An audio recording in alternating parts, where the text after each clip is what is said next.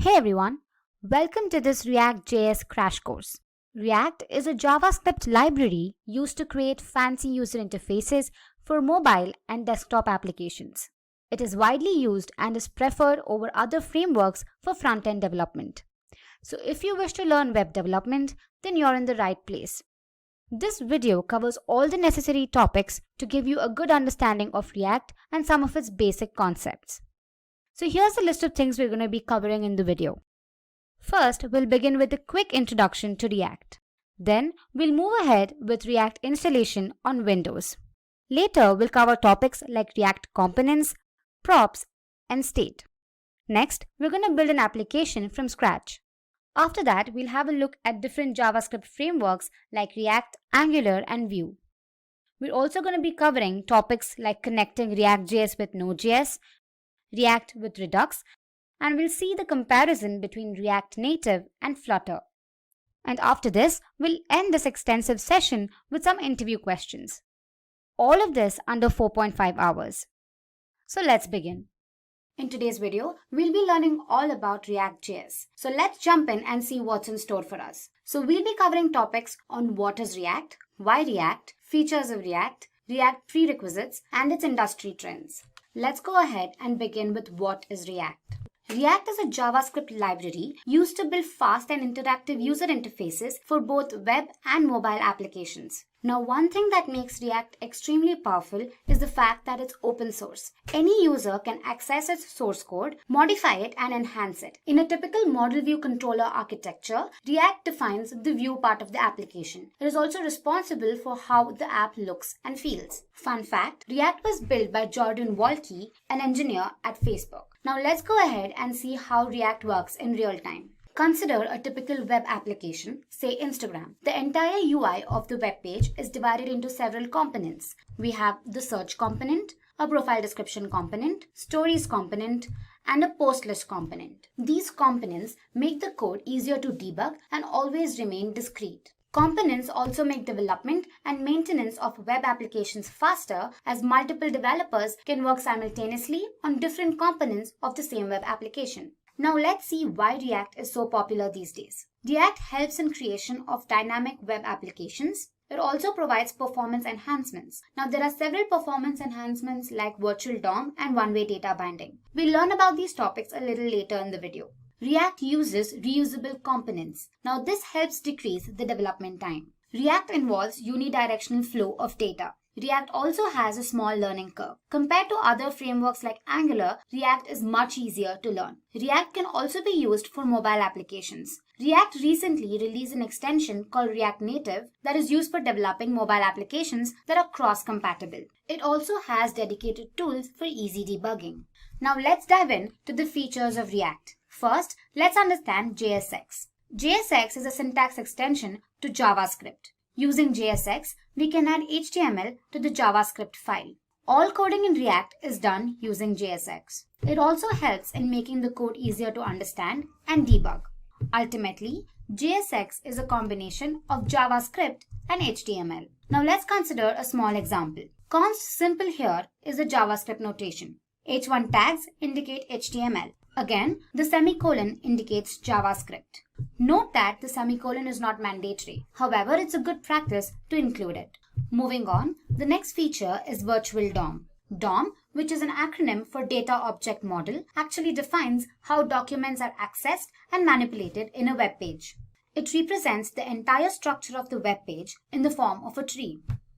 Now let's see how this actually works. React creates a virtual DOM that is the exact copy of the real DOM.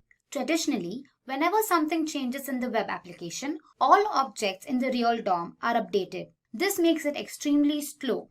Let's see how React counters this. Now consider two objects whose states have been changed. React now compares the virtual DOM with the virtual DOM snapshot that was taken right before the update. By comparing the new virtual DOM with the pre-update version, React figures out exactly which virtual DOM objects have changed. Now React only updates those objects on the virtual DOM. This makes a big difference when it comes to speed. Coming to the next feature, performance.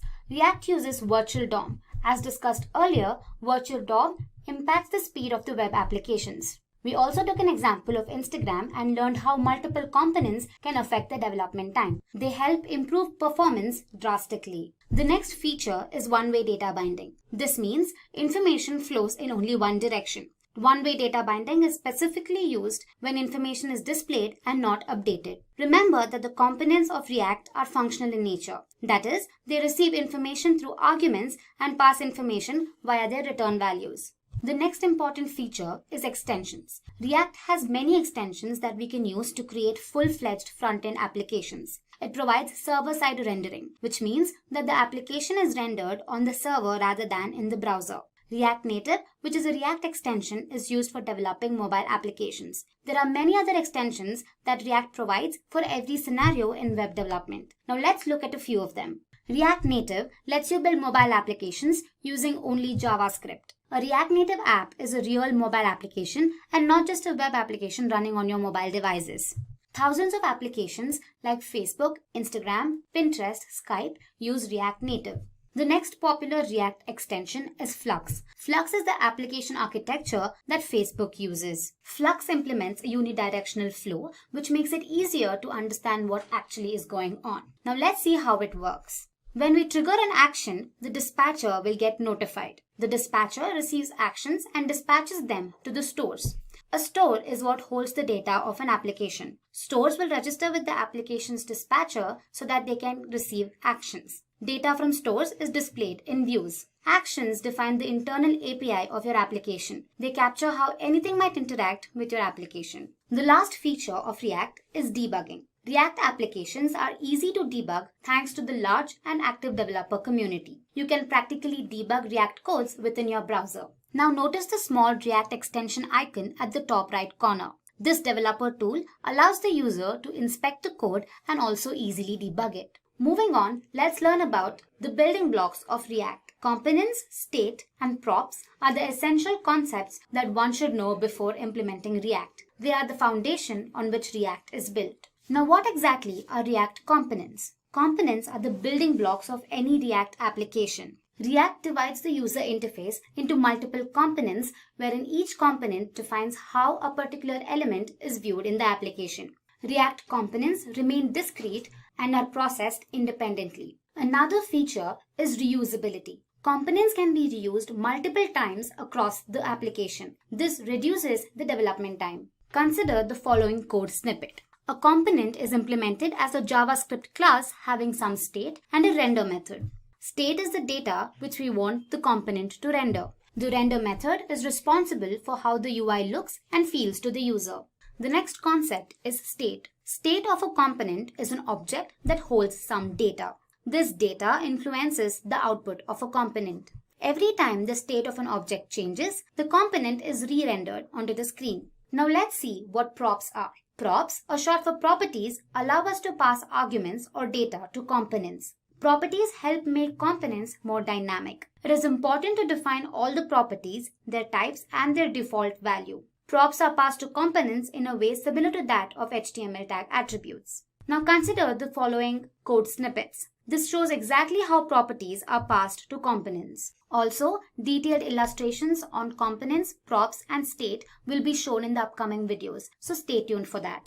Moving on, let's go through some of the things that you should know before you can actually start working on React. You should be familiar with programming concepts like functions, objects, arrays, and classes. One should also have a basic knowledge of JavaScript and a familiarity with HTML. Don't worry if you feel like you're not good at them. Once you start working on them, you'll get a good hang of it. Finally, let's go through the impact of React on the IT industry and get insights into the salaries of React developers. Statistics show that React developers earn way more than other web developers. According to PayScale, the average salary for a React developer in the United States is a whopping $91,000 US. The average salary for a React developer in India is 7.25 lakhs per annum. Over the recent years, React has gained immense popularity and is being adopted by many companies. According to the data by Google Trends, React has had a better growth scale compared to other frameworks like Angular and Vue. Statistics show that front-end developers have wholeheartedly adopted this lightweight framework, foregoing other available options. If you are skilled and have a knack for front-end development, React can help you gain fantastic career opportunities. Lastly, talking about a few companies that use React devotionally, we have Facebook, Instagram, Netflix, Dropbox, WhatsApp, among others. In today's video, we'll be learning all about React installation on Windows. So without further ado, let's get started. To set up the React development environment, we need two things installed: Node and a text editor of your choice. So let's begin by installing NodeJs. We can head to the official NodeJs website, say download NodeJs. So here you can see the Windows installer. Depending on your system, you can either download the 32-bit version or the 64-bit version. So I'm going to go ahead and click on the 64-bit version. Since it's already installed on my system, I'm not again installing Node. You can follow the installation guidelines and download it. Once you're done with Node installation, you can go ahead and download a text editor of your choice. So I'd suggest VS Code. So let's head to the VS Code page. Say download VS Code. Click on the first link and download the 64-bit version for Windows. Once you're done with the installation of both Node and your text editor, you can start creating your first React application. So for that, let's create a folder. I'm creating it on my desktop, while you can create it in any of your drives. Let's call it first React. Now open your command prompt. Now you can type in the path for the folder that you just created. So say cd users first React. Now go ahead and type in the command npm install -g create React app. Okay, so this command installs all the necessary ReactJS modules. Now to check if the version is correctly installed, you can type in create React app version. So you can see the version here. Now let's continue and develop your React application. Type in the command create React app and you can give a name to your application. So I say my app. Now this should take a couple of minutes. Okay. Once you've successfully created your application, they say to begin by typing the following commands. So let's do that. Say cd my app and npm start. This should typically start your application, and here we go. Alright. You can also open your application in the text editor that you've downloaded. So let's go ahead and open VS Code. VS Code, file, open folder, go to your desktop or the drive that you've saved your folder in. First React, my app, and I say select folder. So as you can see, all your modules have been imported. You can click on app.js and start editing. In today's video, we'll be learning all about the most basic infrastructure of ReactJS called components. Without delay, let's begin and look at what's in store for us. So we'll be touching on topics like what are components, types of components, nesting components, higher order and pure components, and a brief description about component lifecycle.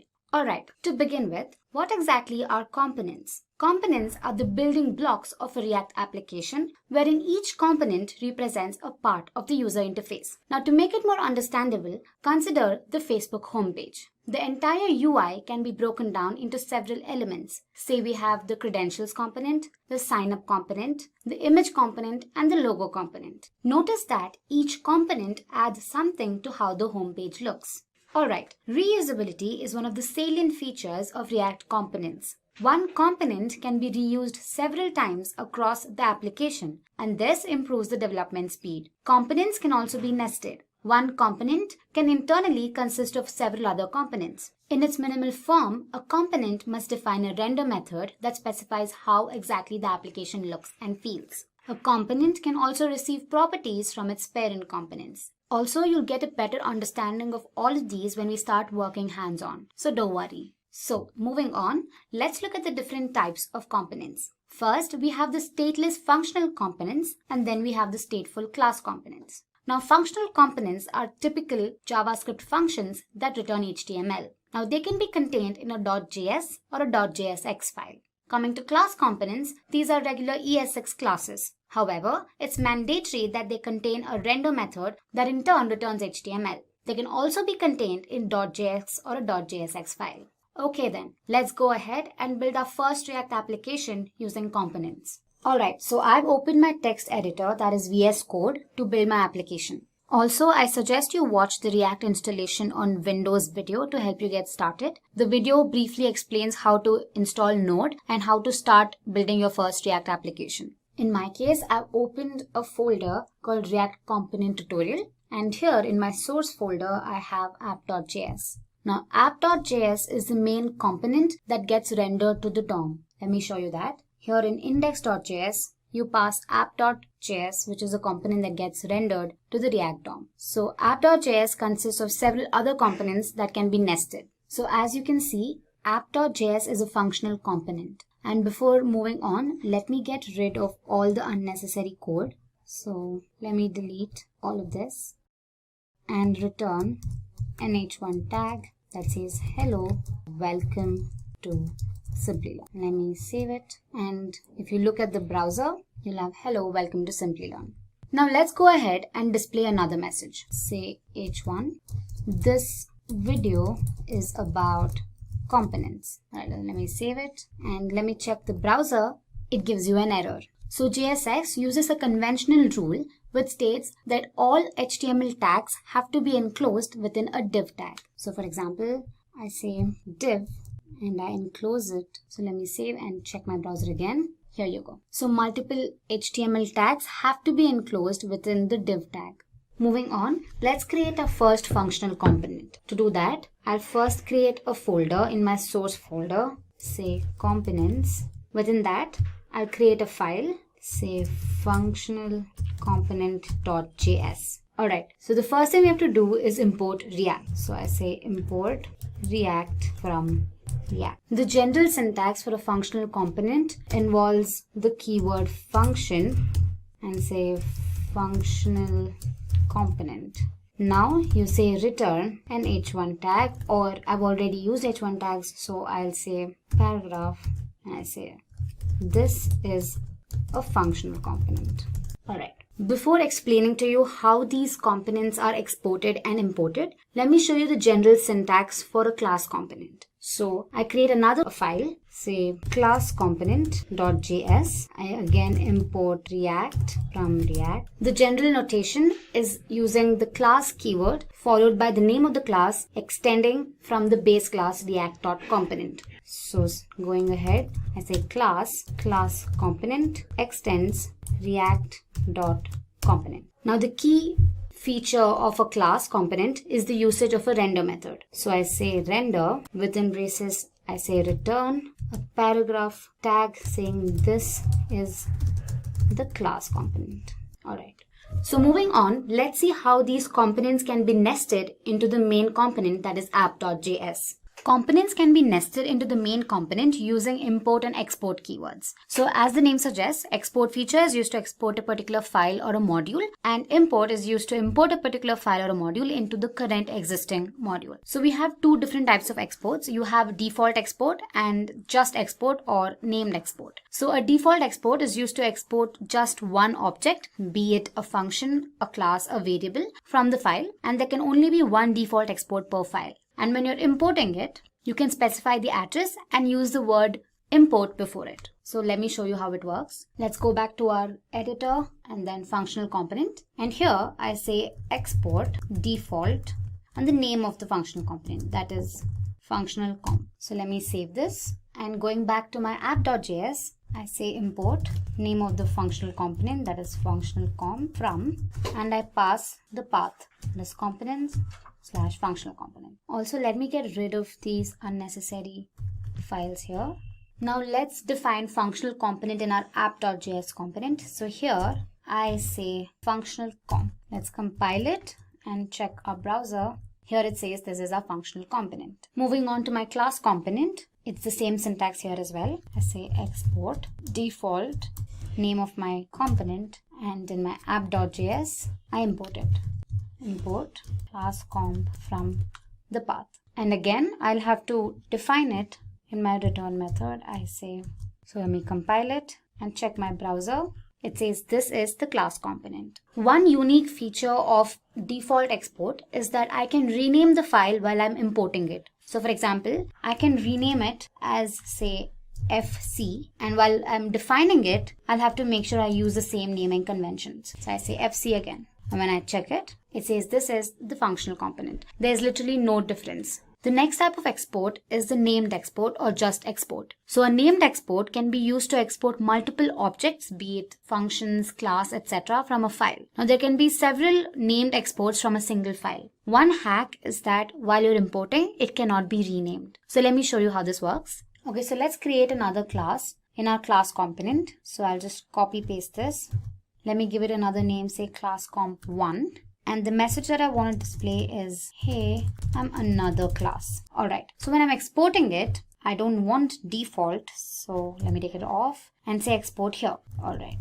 In my app.js, while importing it, I want to import both the classes. So I'll include them within curly braces here. I say class comp, comma, class comp1. And then again, I define it here, class comp1. Let's compile it and run it, and here we go. Here you can see, hey, I'm another class. So we've successfully exported both the classes from the class component and imported it back in our app.js component. One advantage of using named export is the fact that I can choose to import the classes that I want to. Now say for example, I do not want to import class component here.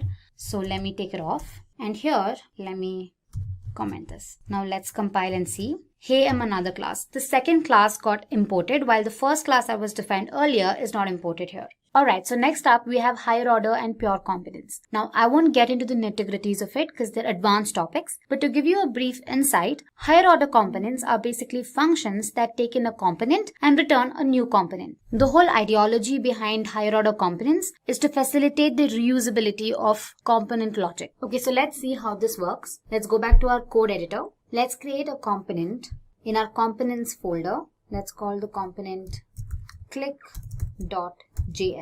Alright, so here we define a class. I use the snippet RCE. Here we go. We get the entire format using the small snippet RCE. And here I'm going to make use of a button. Now say I use the tag button and I'll say clicked one time. Every time the user clicks on the button, the value gets incremented. So for this, I'm going to use a variable, say count, and I'm going to use the concept of states. So let's go ahead and define our variable count and initialize it to 0. So for that, I'm going to use another snippet called rconst. And here, this dot state equals my variable count, initializing it to 0. So let's define the count variable in our render method.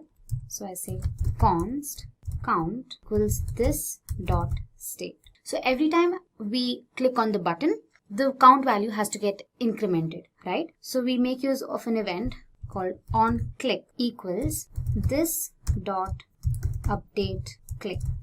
Now update click is going to be another method that we have to define now. So every time the button gets clicked, this method is called. So let's go ahead and define the function. So it is update click equals, is going to be an arrow function, and I say this dot set state is nothing but count this dot state dot count plus 1. Okay, and here we say count times. Alright, so once this is done, let's import our component in app.js. So here again, I say import click from components click, and let's define it here. So let's check our browser. Every time we click on the button, the value gets incremented. Alright, so let's go ahead and create another component, say counter.js, wherein every time the user hovers the mouse on the button, the count value increases. So let's go ahead and do that. I say counter.js. I'm again going to use the snippet RCE to create a class component. And here in my div tag, I define a button and say incremented to, for now I say X. So now let's go ahead and add the event. Say button on mouse enter. I'm going to call the method this dot increment count. Okay, so once you're done with that, let's go ahead and define the increment count method. I'm going to copy the same code that I've mentioned in my click.js. So I say copy this. Alright, so one change is that I'll change the name of the method and call it increment count. Again, let's define the count in our render method. So I say const count equals this dot state. And here I change X to count. Now let's go ahead and import it in our app.js. So So I say import counter from components and counter. And let's define it here. Alright, let's save it and let's run the code. Okay, so as you can see, you see another button here incremented to 0, and every time I move my cursor on the button, it increments. Mind you, I'm not clicking, I'm just hovering my mouse. Okay, to learn how higher order components work, we'll have to pass counter.js and click.js as parameters to give birth to an entire new component. So for that, let's go ahead and create another component for our HOC. Let's call it higher order.js. Okay, so I say import react from react. After that, I say const updated component equals original component. That's going to be an arrow function again. And within curly braces, I define my class. That is class, say, new component extends react.component. Inside, let's define a render method that returns the original component with a modification. That is, I want to type the user. I want to append the user before the actual message is displayed. Alright, so let's go ahead and close the tag and return new component, and let's export this. Say export default updated component. Now we import higher order.js in our counter.js and click.js and pass these components as parameters. So let's do that. Let's go to our counter.js, and here I say import updated component from /higher order component. And here, while exporting, I say updated comp and pass this as my parameter. Let's do the same to click.js. Here I import updated comp from higher order component, and here I pass this as a parameter. Now here in our higher order component, we've defined a property name and initialized it to the user. So we'll have to include this in our other components, that's counter and click. So let's do that. And here, right before incremented to, I say this dot props dot name. Let me save it. Let me do the same thing here and say this dot props dot name. So if you go back to our browser, here you can see it says the user clicked 0 times and the user incremented to 0. Okay. So this basically shows how React implements reusability of components. Moving on, our next topic is pure components. Now, another way to create class component is by extending pure component from React. A pure component avoids unnecessary re-renders. Now, how does it do it? It does not implement the should component update method. Now, you'll learn about this method a little later in the video. Now, this method enables re-rendering of components to the DOM. But a pure component, on the other hand, ensures a shallow comparison of states and props and checks if a re-render is actually necessary. Only then does it render to the DOM. A React component can be considered pure if it renders the same output for the same state and props. So let's take an example to explain pure components. So let's go back to our VS Code and create 2 component classes, one for a regular component and the other for a pure component. Now using this example, I'll show you exactly how pure component is more helpful. Okay, so let's create a pure component.js file. I say pure comp.js. So here I'm going to use a snippet rpce that is going to create a pure component class. Let me get rid of this export.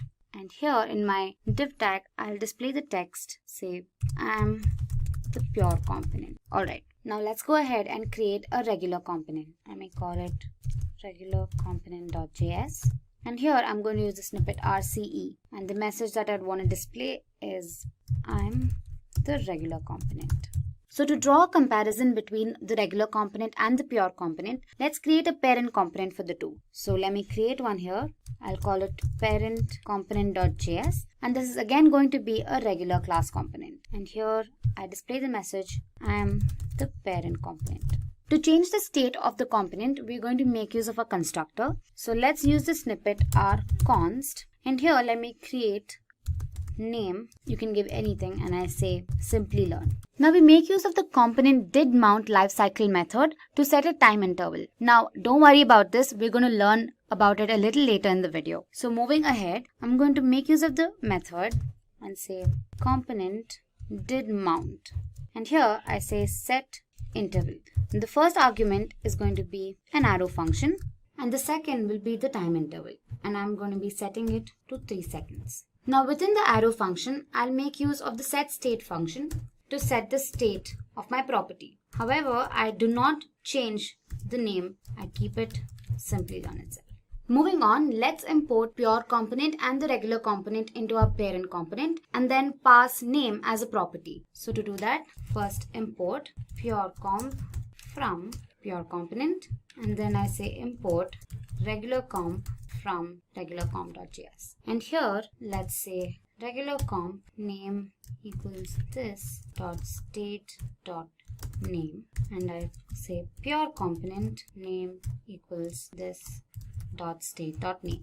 Now let's include the property name in both our regular and pure components. So to do that, let's just say this dot prop dot name, and here I again say this dot prop dot name. And finally, let's import parent component into our app.js component. So here I say import parent comp from, okay, and here let me define parent comp.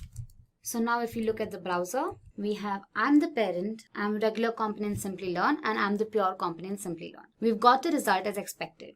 Now to check if the pure component is actually re-rendering or not, let's include simple console.log statements. So here I say clg snippet, and here I say pure component render. And in my regular component, I do the same thing. I say console.log regular component render. Now let's do the same in our parent component as well.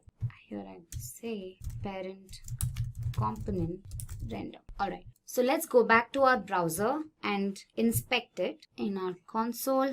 First the parent component gets rendered, then the regular component, and then the pure component. After that, for every 3 seconds, only the parent component and the regular component is rendered. For the same state and prop, the pure component is not re-rendered. So in conclusion, pure components optimize React codes and also improves performance. So coming to the last topic, component lifecycle. So basically, component lifecycle explains the stages the component goes through. The entire lifecycle of a component can be divided into 3 parts. We have mounting, updation, and unmounting. So the first thing that gets invoked in the lifecycle is component will mount. It is invoked right before the initial rendering occurs. Then we have the rendering method. Now once a component is inserted into the DOM, component did mount gets invoked. Coming to the next phase, we have updation. When a component receives props, component will receive props gets invoked. setState is called when the state of the property changes. So every time there is a change, React decides whether the next component's state should trigger a re-render or not. To do that, should component update method is called. Component will update is invoked right before re-rendering. After re-rendering, component did update is called that makes updates to the DOM. And the last phase is unmounting. Component will unmount method does all the necessary cleanup and erases all the allocated memory and cycles. In our previous video, we learned about ReactJS components in detail. And now, moving ahead, let's learn about another striking feature of ReactJS called props. Props, short for properties, allow the user to pass arguments or data to components. A parent component can pass additional information to its children using props. Properties help make components more dynamic. Props are passed to components in the way similar to that of HTML tag attributes. Now we'll look at this a little later in the video. Props in a component are read-only and cannot be changed. One thing to remember is that props are sent by the parent to the children components. Hence, the children components cannot make any changes to these props. Now that we've learned about props in brief, let's go ahead and create our application using props. If you're new to this tutorial, I suggest you go to the React installation and React components video on our channel. So back in my code editor, that is VS Code, I've opened a folder called React Props. And now I'm going to create a component, a class component, and I'll call it class props.js. So let's create the class component. I give RCE, the snippet. And here I display a message saying an h1 tag basically. Alright. Now let me get rid of export here and import it in my app.js main component. Here I say import class props. Alright. Now we define the class component in our render method. Let's say, alright. Now if we go back to the browser, you see hello learners, welcome to Simplilearn. Now let's say we want to individually welcome every student. Instead of retyping the message for everybody, we can pass their names as props. Now let's see how to do that. Now we pass the name as a property from the main component, that is app.js, to the child component and render this onto the browser. So let's do that. So here, while I'm defining my child component, I say name, I save it, and here in my child component, instead of learners, I use the keyword this dot props dot name. Let me save it, and if you look at the browser, we'll have hello learner 1, welcome to Simplilearn. Now let's go ahead and welcome learner 2 and learner 3. So I again say class props name equals learner 2. Alright, so if we save and look at the browser, we'll have all the 3 learners displayed on the browser. We can also pass multiple props to the child component. Now say for example, we want to welcome the student from a particular place. So we say welcome learner 1 from place X. So I can here define another property, say place, and say place. Similarly, I can do it for the rest too. Say place Y. Now let's go back to our class props.js component and here say hello learner 1 from this dot props dot place. Let me save it, and if you look at the browser now, we have hello learner 1 from place X, place Y and place Z. We can also display whatever we want between the opening and closing tags when invoking a component. Now this is facilitated using props.children reserved keyword. Now let me explain to you how it's done with an example. Here, let's split the self and closing tag into an opening and a closing tag. And in between them, let me display a message within the paragraph tag. Let me say, and in my child component, after my h1 tag, let me use a paragraph tag, and here let's use the reserved keyword this dot props dot children. So let's save it, and now if you look at the browser, you can here see the message displayed child component. So props.children can be used when components do not know about their children ahead of time. This is commonly seen in components like sidebar and dialog that represent generic boxes. So let's go ahead and create a button tag and check again. So here I'll split it and add a button tag and say click.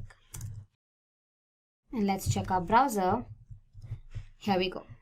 We get the output as expected. Alright, we saw the usage of props for class components. Similarly, we can use it for functional components. So let's go ahead and create a functional component. Let me call it, I say import React from React, and then I say function props, and here I return an h3 tag. I'll say this is functional component, and I'll return another h3 tag saying hello learner. So let me save this. And let's export it, export default function props, and import it in our app.js again. Import function prop from function prop. And here in our render method, let's define it. Let me call function prop name.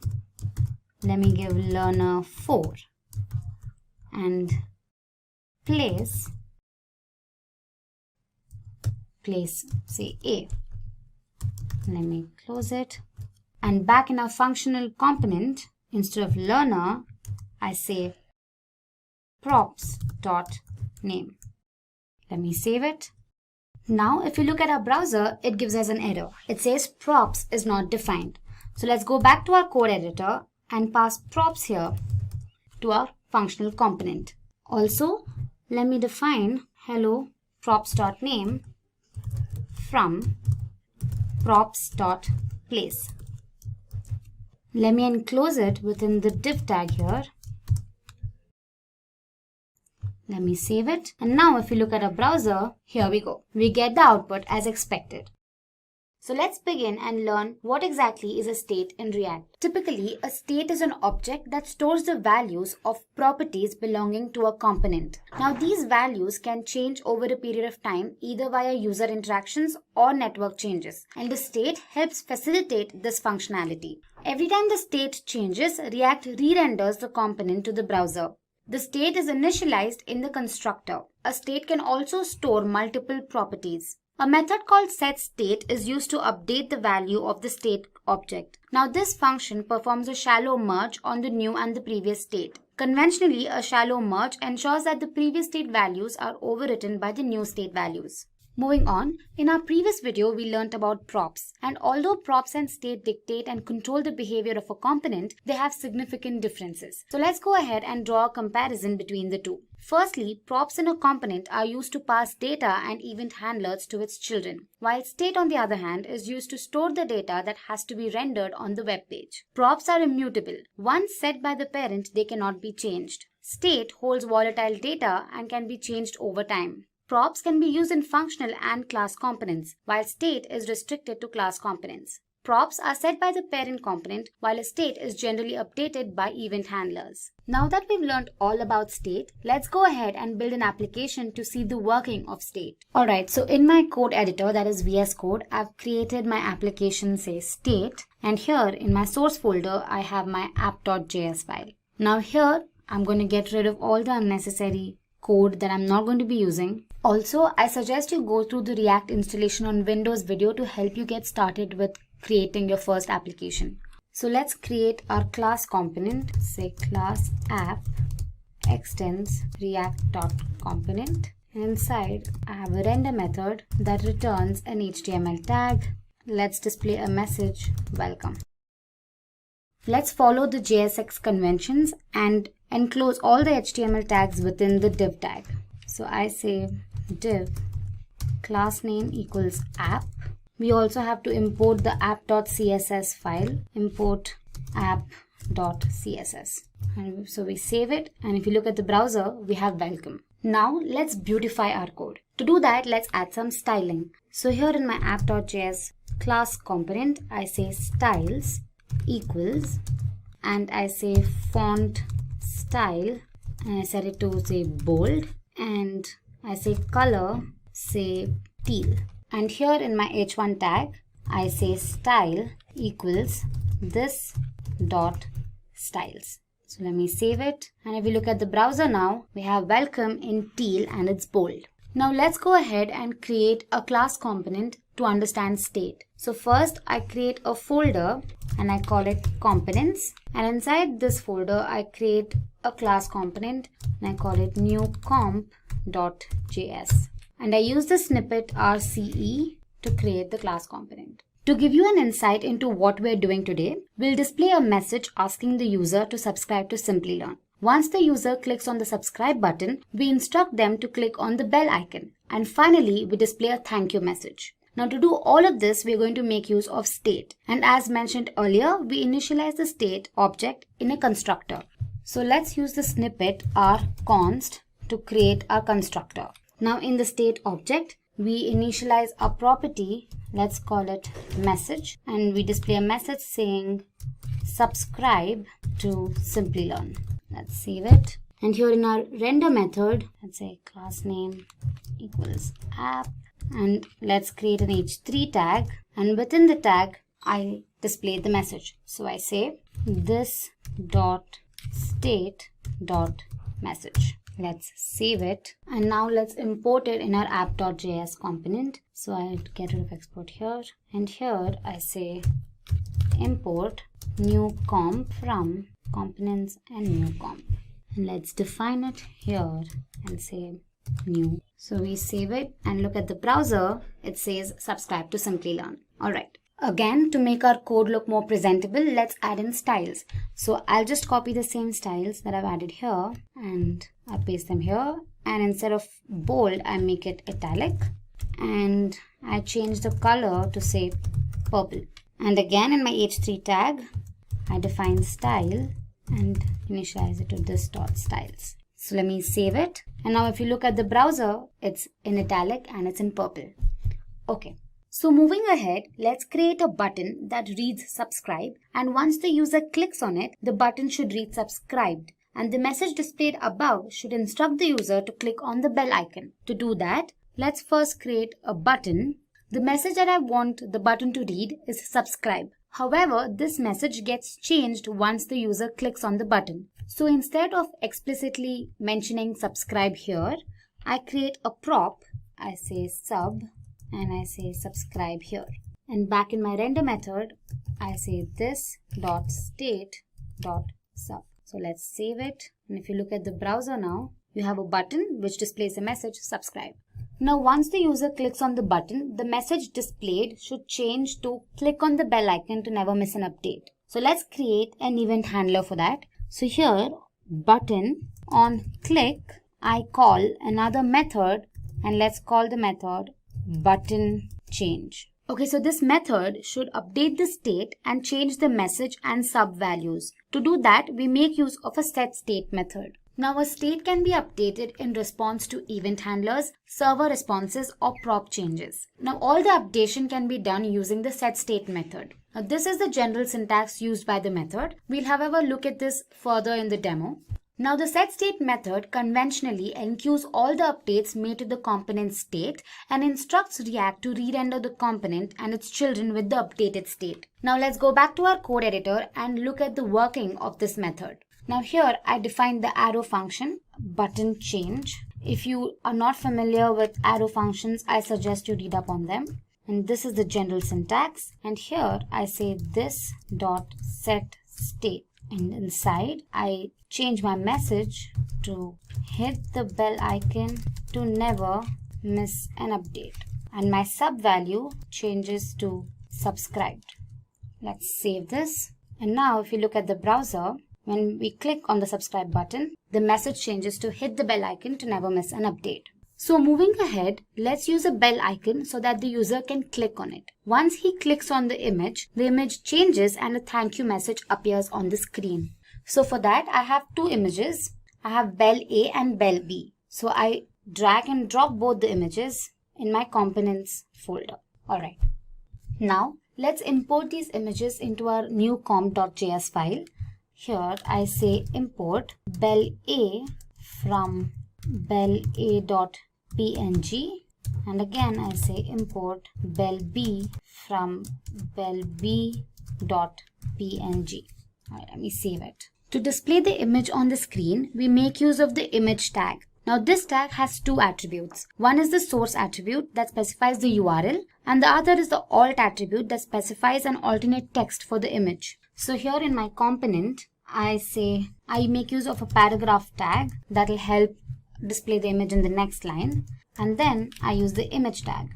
Now since my image changes once it's clicked, I have to define a property and pass the event handler click that will update the image. So here, before specifying the source, let's go back to our state and define another property that is image URL, and let's set it to bell A, since that is the image that I want to display first. Let me save it, and here in my image tag, I say source equals this.state.image URL. And then we have the alt tag, and I do not want to display any message, so I leave it as it is. Now let's save it, and if you look at the browser, we have a bell displayed. However, now let's change the dimensions of the bell. I do not want such a huge bell. So back in my VS Code, I define style with width, say 30 pixels, and a height with again 30 pixels.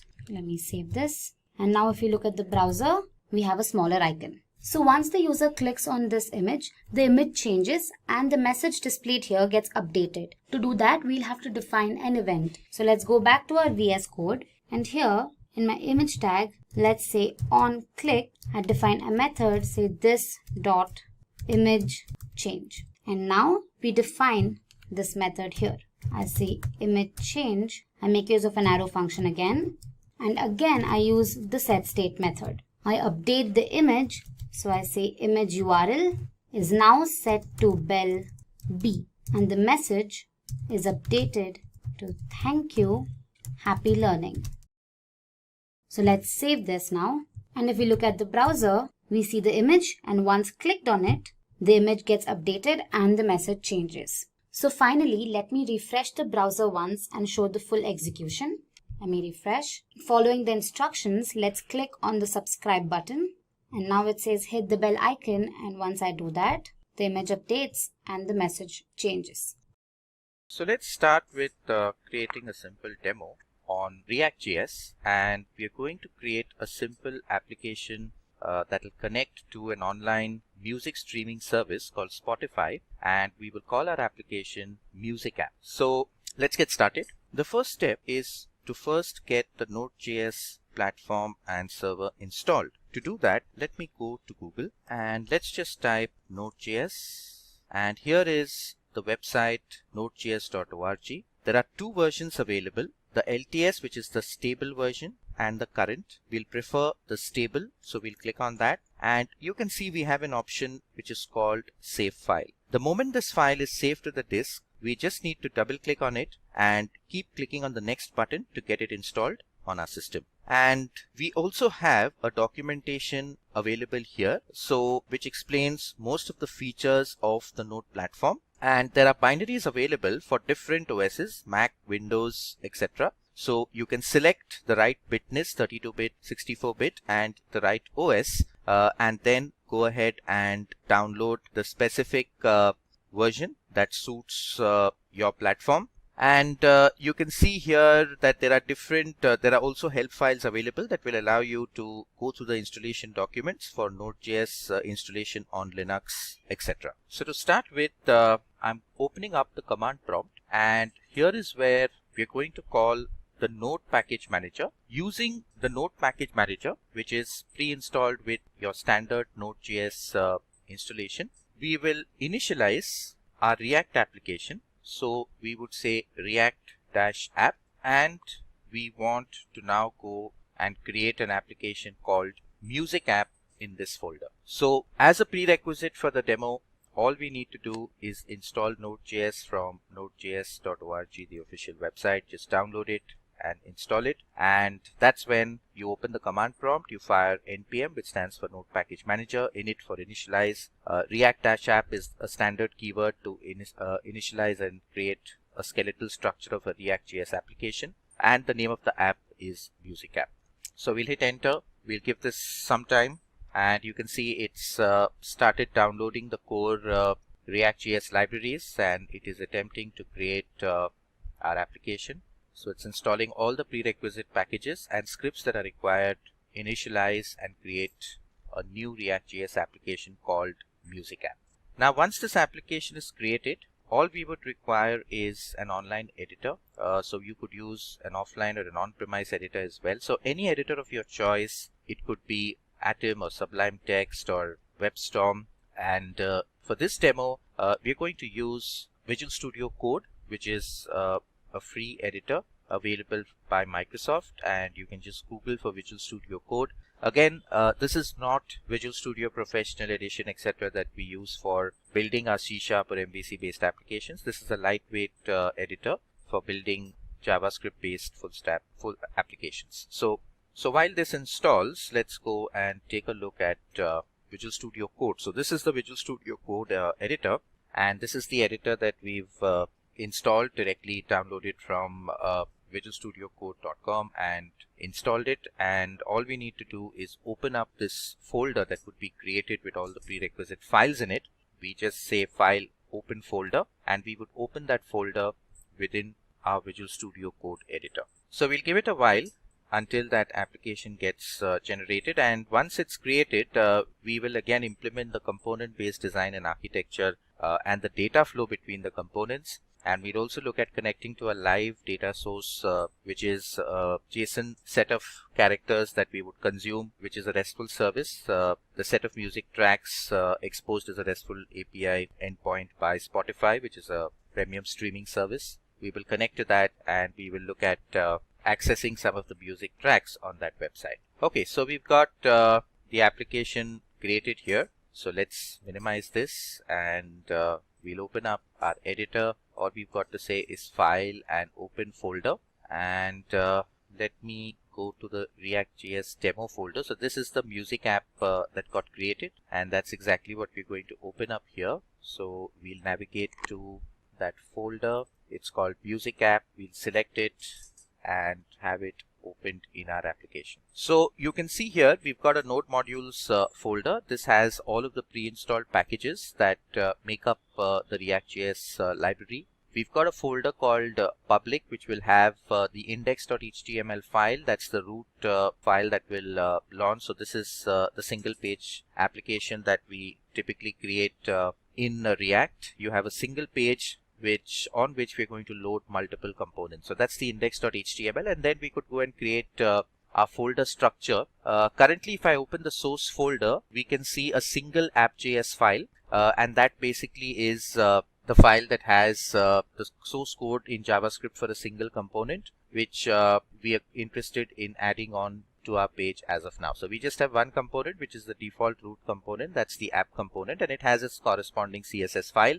And then we've got a public folder with the index.html file, which is going to be the root HTML file that launches when we run our application. So let's go right up here, and let's add a link to an additional file. So I'm going to link to another style sheet. Okay, so we'd say relationship is equal to style sheet, and the type is going to be text and CSS, and we will reference a file called reset.css, and this is a file that we'll look at adding up later on. It doesn't exist at this point in time, so we will connect this, and that's purely for styling purposes, so that we can have all of our CSS styles defined there. Next thing, I'll right click on the public folder. We'll create a new file. We'll name this file as reset.css. So that's going to be the CSS file that will have all of the CSS styling that we're going to apply. And I'm going to use a ready code snippet for the CSS code. So let me just, all I'll do is I'll just go and pick up a ready CSS file that I can just go and use. If you look here, I have a set of CSS files that are created that we're just going to use within our application, and that will avoid us spending a lot of time on the styling, so that we can focus on our core concepts, which is actually learning how component-based architecture works and how do we set up components and have data communication between them in React. So here is a file called reset.css. Let me just fire up Notepad, and I'll just open up this file, copy up the text here, and I'm going to just paste it within my reset.css. And if you look at the code, very simple. It's all about styling. So we've got article, aside, etc. all HTML5 tags set up as display blocks, so they take up the entire width of the page. We've got some padding, margin, and font size, etc. defined. We've removed list styling for the unordered and ordered lists, specifying the line height for the body tag. So basically just styling up tables, and so nothing to do with React here. It's just about simple CSS that we've added up, and now we need to actually go in and dive into creation of the components that we need. So let's right click on the source folder. So I'll select the source folder. We'll right click there, and that's where we're going to create a new folder which is called components. Okay, so this is the components folder now that's going to hold all of the components within it. Within the components folder, let me create another new folder, and I'm going to call it app. And this is exactly how we are expected to structure all of the code that we have. Now, I already have a CSS and an app.js, which are the root components that were added by default. And all I'm going to do is I'm going to move them within this folder called app. Okay, so there is a proper segregation of responsibility, and all of the code that deals with a particular component is all added into respective folders, and this really improves the maintainability of the application going forward. Now we'll need some images, and I'm just going to make use of some set of images that I've downloaded from the web, and here are the set of images that I have. So I'm just going to copy all of them, and we'll come to our music app, and we'll go into the components and app folder, and that's where we're going to add all of the files, and you've seen all of those image files getting added. So these are just icons and images we're going to use for our music tracks inside our application. Now let's move to the app.css file, and this is where we've actually got so the app.css file is the file that's going to style up all of the style rules that we've added into the root app component, and this is what we'll have to revamp. So I'll just get rid of this code, and we'll probably add something for the body tag, the HTML tag, and the root element. Let me say #root, and let's set the height to 100%. Coming to all of the HTML across the page, we'll give it a font size of 10 pixels, and the H1 elements, let me give it a padding of 0.77 and 0. Let's set a background color, give it a background color. I'll just select some random color here that can be applied. Then we'll set up the text alignment, which is going to be the center of the page. We'll set up the font family. The font family is, and this is part of sans serif. What else do we add? Let's add up the font size, 1.88, and also the color. So again, these are standard HTML and CSS elements, so nothing really that has to be done that is specific to React here. So again, we are bringing in the highlight class. So there is a class called highlight that we will create later in the HTML view of this component, and we'll set this to a red RGB component. So combination of 46, 113, and 238. Okay, so that's pretty much done. Let's move on and also add up for the anchor tag. Let's add up some text decoration and set it to none so that the anchor tags don't come up with those underlines. And of course, we'll provide a color of hash. Okay, so a white color there. Now coming to the H2 element. For the H2 element, let's have font family, and again I'm going to use I'm going to use the font family that we defined here, bracket, and we'll change this to probably 1.55. Okay, now coming to the app tag, let me just save this and create a copy of it. There was some content that I did delete, and I can simply go and make use of it. So I've just undone all of the deletion. So this is something that I can, if I can use something, I can just probably use it from the tag below. So let me start with a height here, and let's say the height of the header is 100% of the app, sorry, not header. Padding 0, 17%, 10%, 17%. The background, and I'm going to change that to background URL. So the background URL, or let's say the background image, will have a URL property. Okay, and that URL is going to be ./pg1.jpg. So that's the image that we've added some in the previous step. Let's also add background size. So we'll add background size and set it to cover. I'll also need a background position, set it to center. Let's have background repeat, which is set to no repeat, so that we don't have the image in a grid format.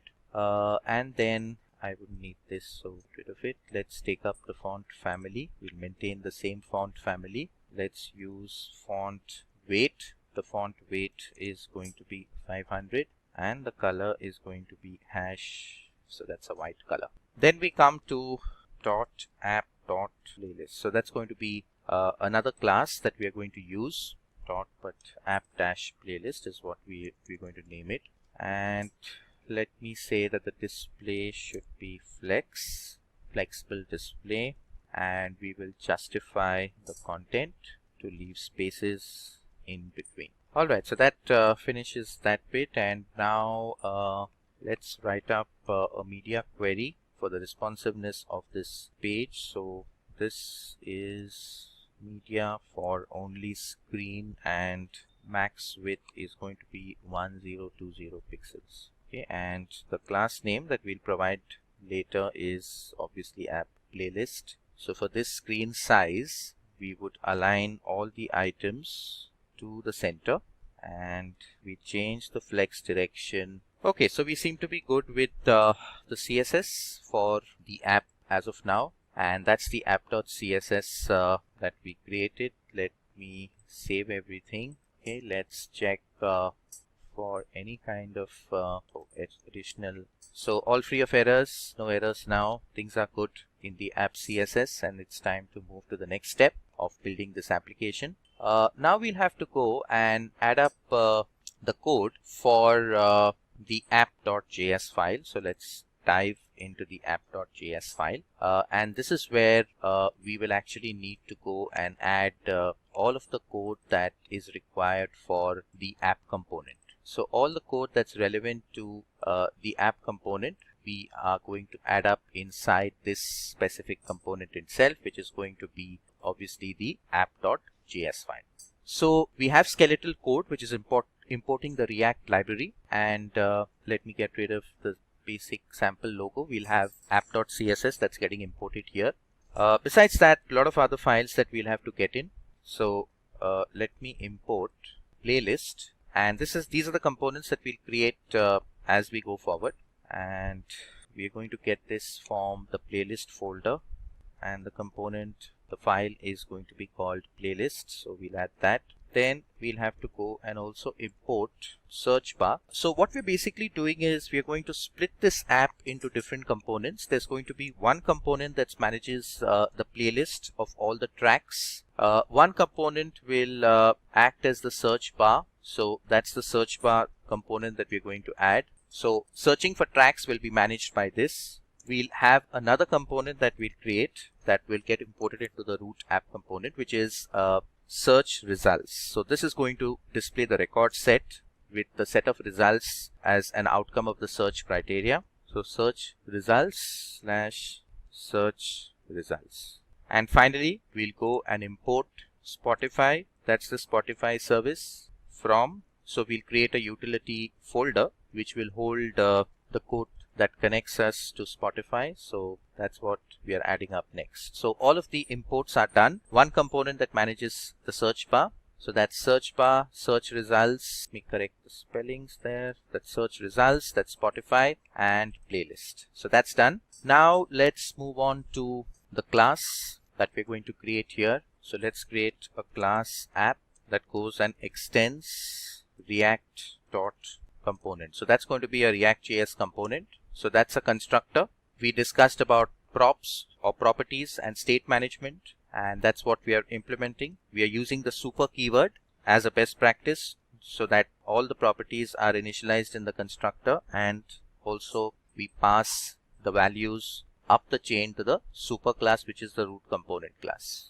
Now we're going to initialize a variable called state that's going to manage the state, and we are interested in tracking our search results. So we'll have multiple results, so we'll store that as an array. The playlist would have different names, so we'll just call ours new playlist. That's the default name. And we will also store a list of tracks, which is going to be playlist tracks. So playlist tracks is going to be our list of tracks, and let's close this block. Okay, and this too is going to be initialized within the constructor, so we'll add it here. And now we need to do the binding. We discussed data binding, so let's look at creating a search variable which will hold this dot search dot bind and bind to the context of this very class. So we are passing the this pointer. Then we'll create another variable called add track weights to this dot add track dot bind, and all this functionality is what we're going to add going forward. So right now we're just setting up the bindings. Then we'll have capability to remove a track, so we'll say remove track. So remove track equal to this dot remove track dot bind, and let's fix that. So, and all of this too is going to be initialized as part of the constructor, so that's where we're going to add it.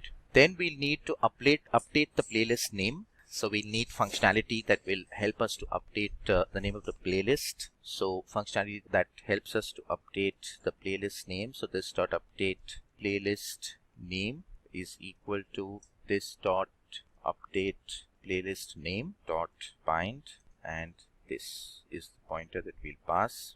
I need to save the playlist, so this dot save playlist equal to this dot save playlist dot bind and pass this. And then I would also need to remove the track that has been searched for from the playlist. So remove track search equal to this dot remove track search and dot bind.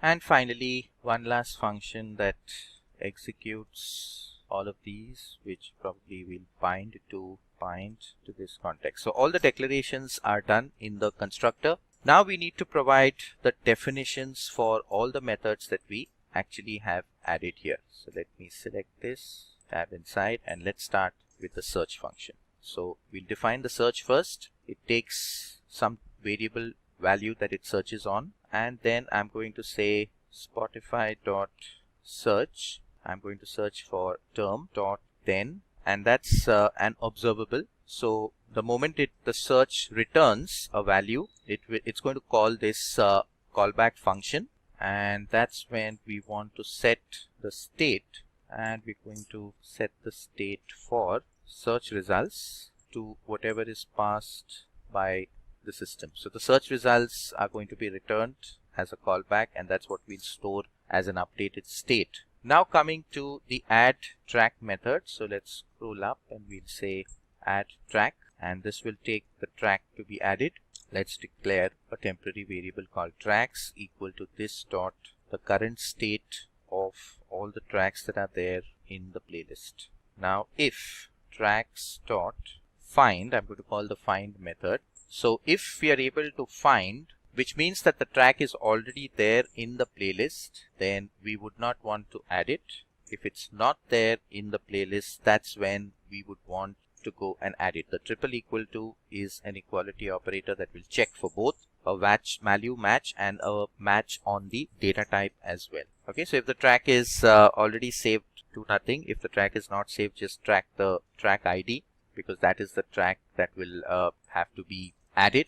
If it's already there, then just return. If it's not there, then we've got to go to this variable called tracks. We'll use the JavaScript method called push, and we will push the current track into this tracks array and then update the state. So we'll want to set the state of the playlist tracks, and this is how your state management that we discussed in detail is actually being practically implemented here.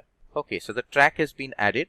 Now let's talk about the remove track. So that's the remove track function, and that's the track that we want to remove.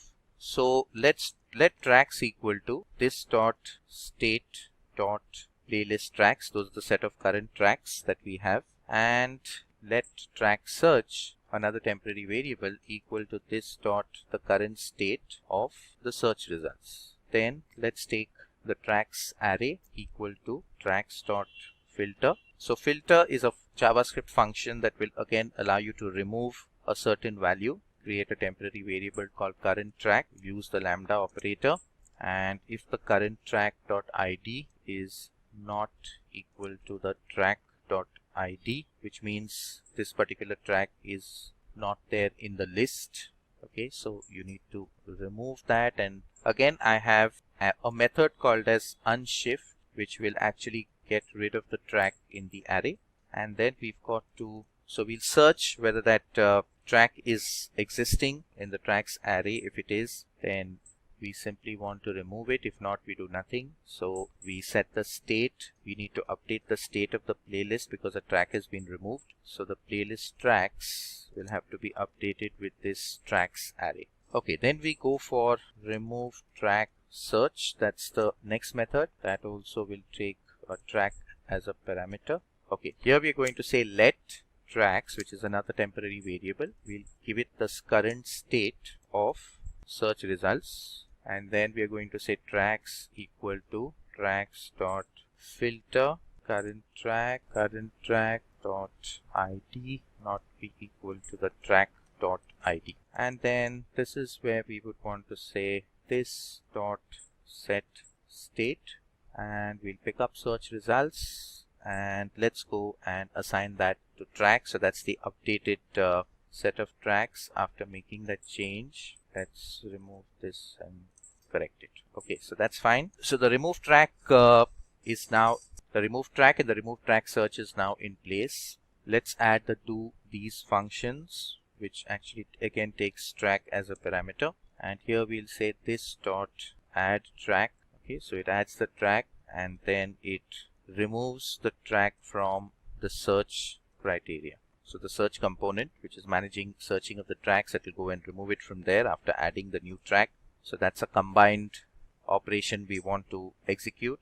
Then I've got update playlist name, which will take the name of the track to update, and this dot set state, the playlist name is what we need to update with the name that is passed to this function. Then we've got to save playlist. So here let me create a constant variable. Constants are variables whose values will not frequently change. We'll take all the track URIs. Dot state dot playlist tracks will be dot map, create a temporary variable called track dot URI. So we actually want to go and now save this on Spotify. So that's the reason we'll access Spotify's save playlist method. This dot state dot playlist name comma track URIs, and if that is successful, we then go and do a callback.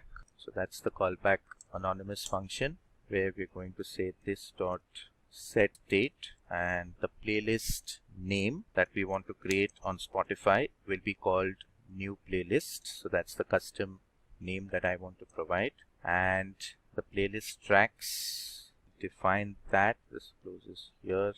Okay, so that's for the update on Spotify.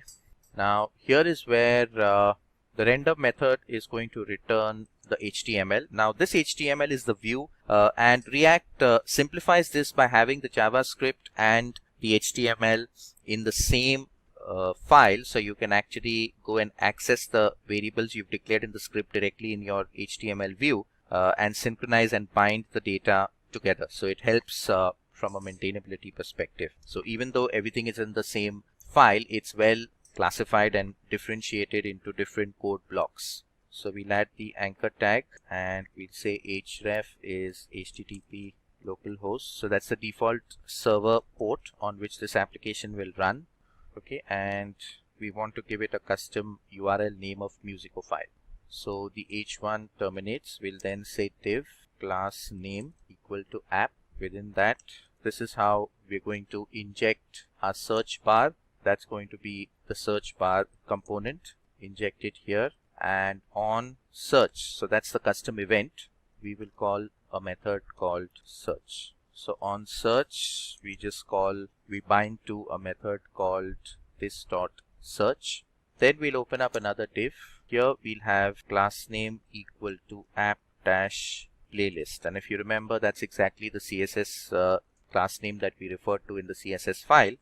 We have another component called search results that we're going to inject here, and that's going to be search results. Here search results will be equal to this dot state dot search results. So that's how we can actually go and bind. So that's simple data binding. The component is going to be displayed with the data bound, and if somebody says add, if I click on the add button for search results, do these. So it will add that new track to the playlist by calling binding to the do these function, and it will remove it from the search results text box. Then we have another component called playlist, and here the playlist tracks will be bound to this dot state dot playlist tracks. Okay, so on the top, if you look here, we started with defining all the function declarations in the constructor. Then we provided the function definitions. Okay, that's how.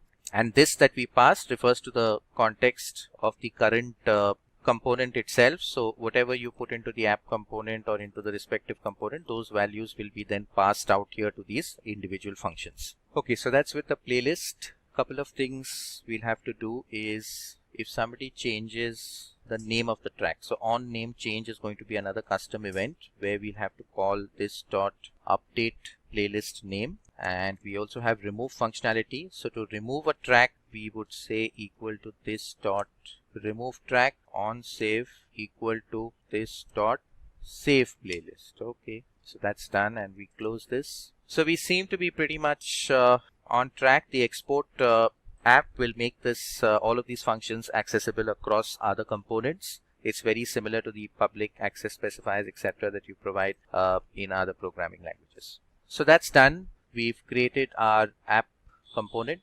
Now let's create another folder under components, and we've got to define all our various components here. This folder is going to be for the search bar, so we'll name it search bar. We'll add two files within it, the search bar .css, okay, and another file that we'll need here is search bar .js. So that's in terms of the search bar. Let's start with the CSS file. So we'll start with first styling search bar. We will say that the display should be flex direction should be column. We want all the items to be aligned at the center, so that's align item center. Then we'll add up padding. So padding top is going to be 6.94 rem, and margin bottom is going to be 6.33 rem. All right, now let's add up for the search bar. So that's search bar. We'll add for the input element, we want the width to be 287 pixels, the padding to be 0.880, the border should be 1 pixel solid white. The border radius will give a slight rounded edge to give a web 3.0 look and feel, so we'll set up the border radius. Then we've got margin bottom, so we've got a bottom margin that we want to add up. Then we have color, so let's add up the color, C3F, so that's the color, black. Then let's add text alignment of center, and let's add up a font size of 1 rem. Okay, so that's how we've set this up. Let's add the search bar. Input is going to be, so if someone focuses, so focus is the got focus, so if someone clicks inside, so if the end user goes and clicks inside the text box, we change the outline to none. Okay, and so for the search bar, we are interested on input, and if the input is focus, so that's the event that we are looking for. And then we would have a button called search button. So on the search button, the cursor, we'll set it to pointer, so that's the cursor pointer. The width, we set it to 8.11 rem. The padding, we are going to set up to 0.77 rem and 0. The border radius, we'll set it to 54 pixels, so we get a slightly well-defined search button with a nice little border. Let's also add background color, #1db954. That gives me a color. Then I've got my text alignment. Let's set that to center. Then we've got our font family. Let's set up the font family to the same standard font, AT, and it's a part of the sans serif family. Then we'll set up the font size to 0.833 rem. Correct this. And finally, we will need transition. So all of these are basic CSS properties. So that will add a slight transitional effect with a delay of that many milliseconds. So transition, background color we've provided. What else? Let me scroll up. Let's also provide a border here. So we'll remove, in fact, let's remove the border. We would not want a border on the button, that would look odd. So I'll get rid of the border. And color we'll specify as per our standard color that we've been using. Okay, so that's the color we've specified, and then I've got font weight of 500. Finally, we'll take the search button, and on the search button we will register for the hover event. So if someone takes their mouse over the button, that's the hover event. In that case, if we hover around the button, we would want the background color to change, so it will appear to have a slight little glow there. A mouse pointer moves over the button. Okay, so that's the opacity and the RGB combination. So that completes the CSS file for the search bar, and we obviously now need to go and get the code in for our search bar component, and that's exactly what we are going to do next. So let's start with setting up the code for the search bar. First thing, let's go and import React from React.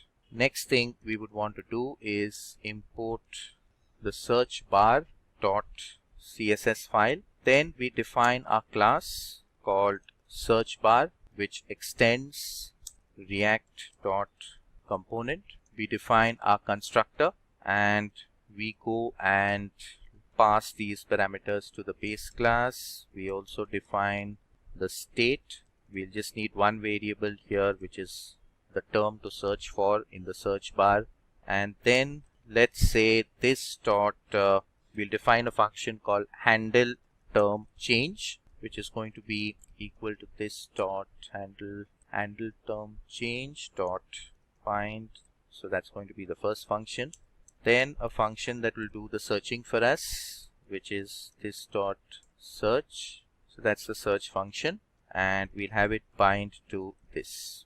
Then we've got this dot handle enter. So the moment we enter into that search text box, handle enter dot bind this. So the functions are ready. Now let's go for the first one, which is handle term change. We'll pass it a system defined keyword of event, this dot set state, and for the term we will use the event keyword.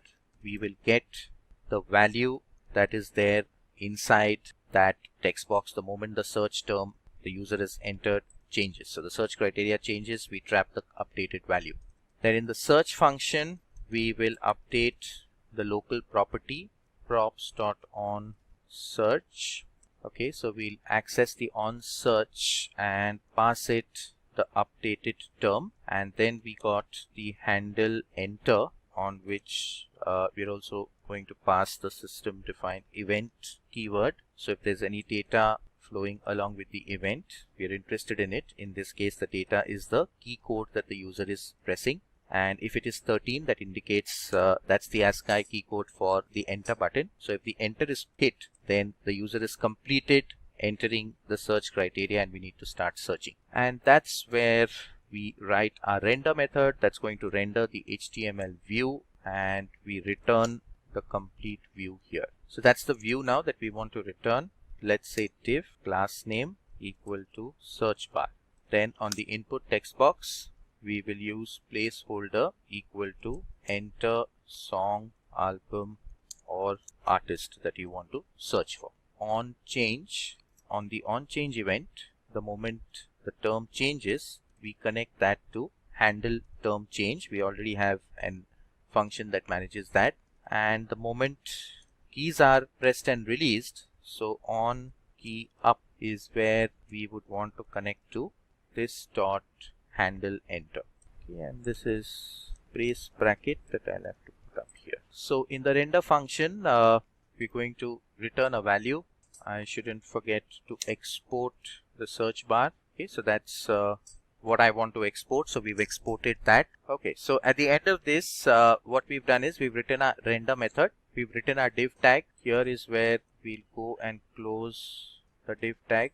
We've added an input, and here is where I'm going to add a button, provide a class name called search button, and the moment the end user clicks on the button, we're going to connect it to this dot search, and we close the button tag. Within the button tag, search. So that completes the render function. So in the render function, again, let's run through all of what we've written. We started with extending React.component.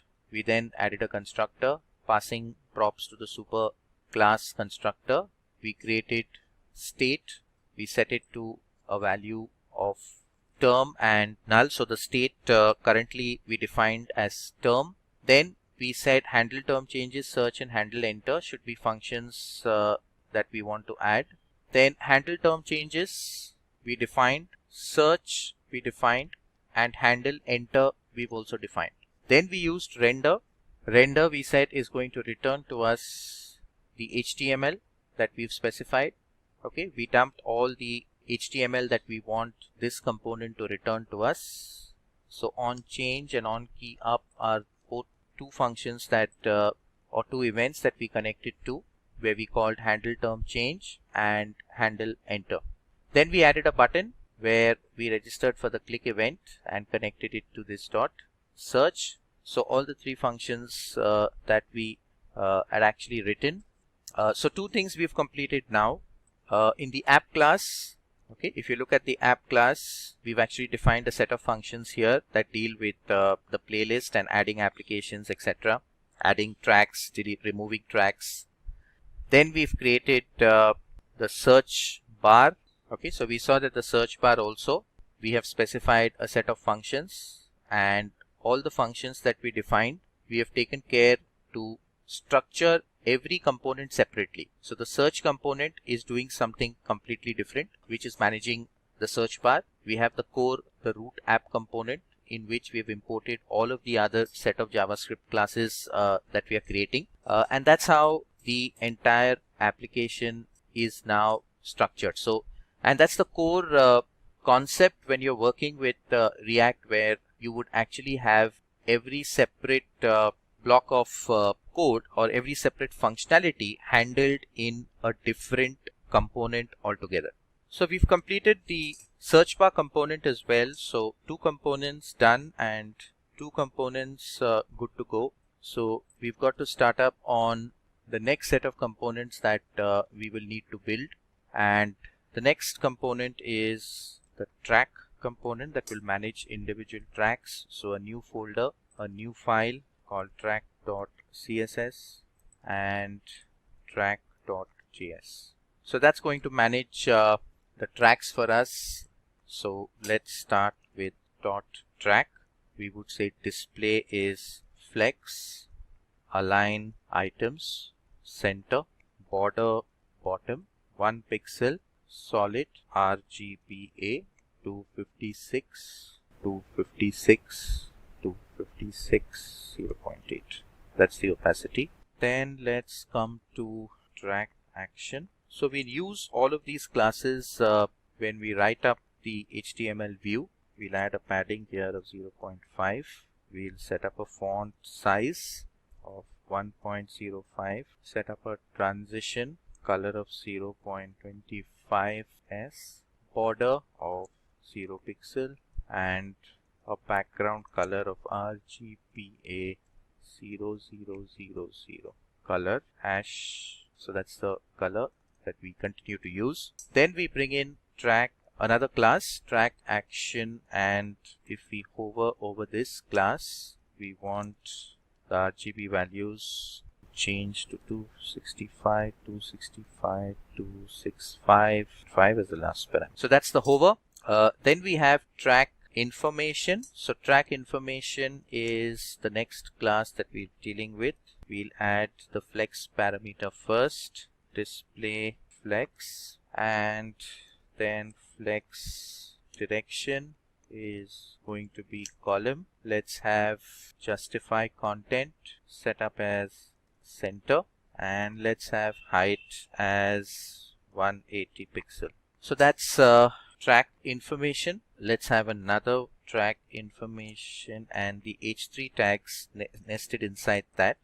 For all the h3 tags nested inside that, we'll need a margin bottom of 0.22 rem. Finally, let's have track information and paragraph tag. We'll have the font size of 0.83 rem and a font weight of 300 and a color as well that we'll add. So let's add up a color here, RGBA 256, 256 and 0.8. Okay, so that's in terms of the CSS.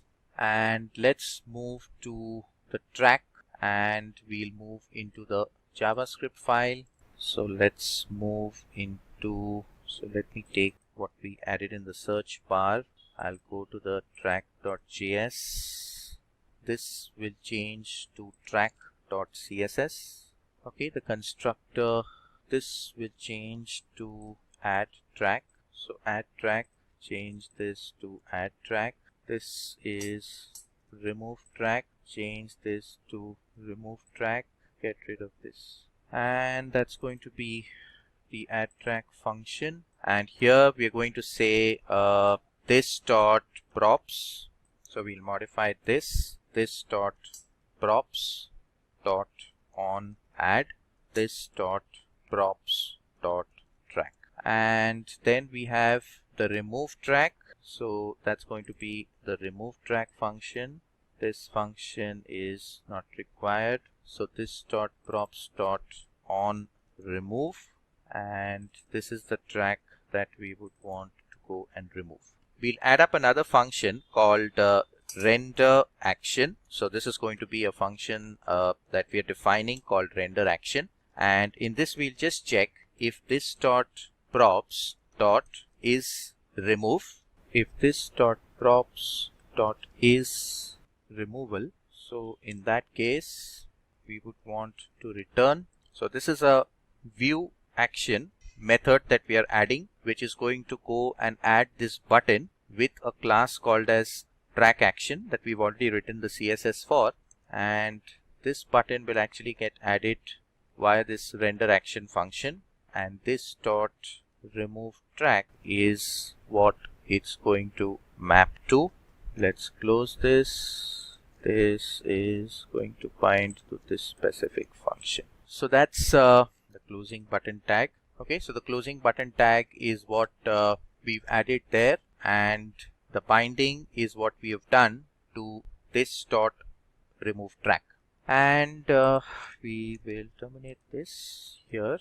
So now the render action, let's also have the return here, and we just add up the button, and this is going to add track. So you can look at how the component is completely dynamic in nature. So we have two buttons that are going to be added. This button with a hyphen is going to remove the track. This button with a plus sign is going to add the track.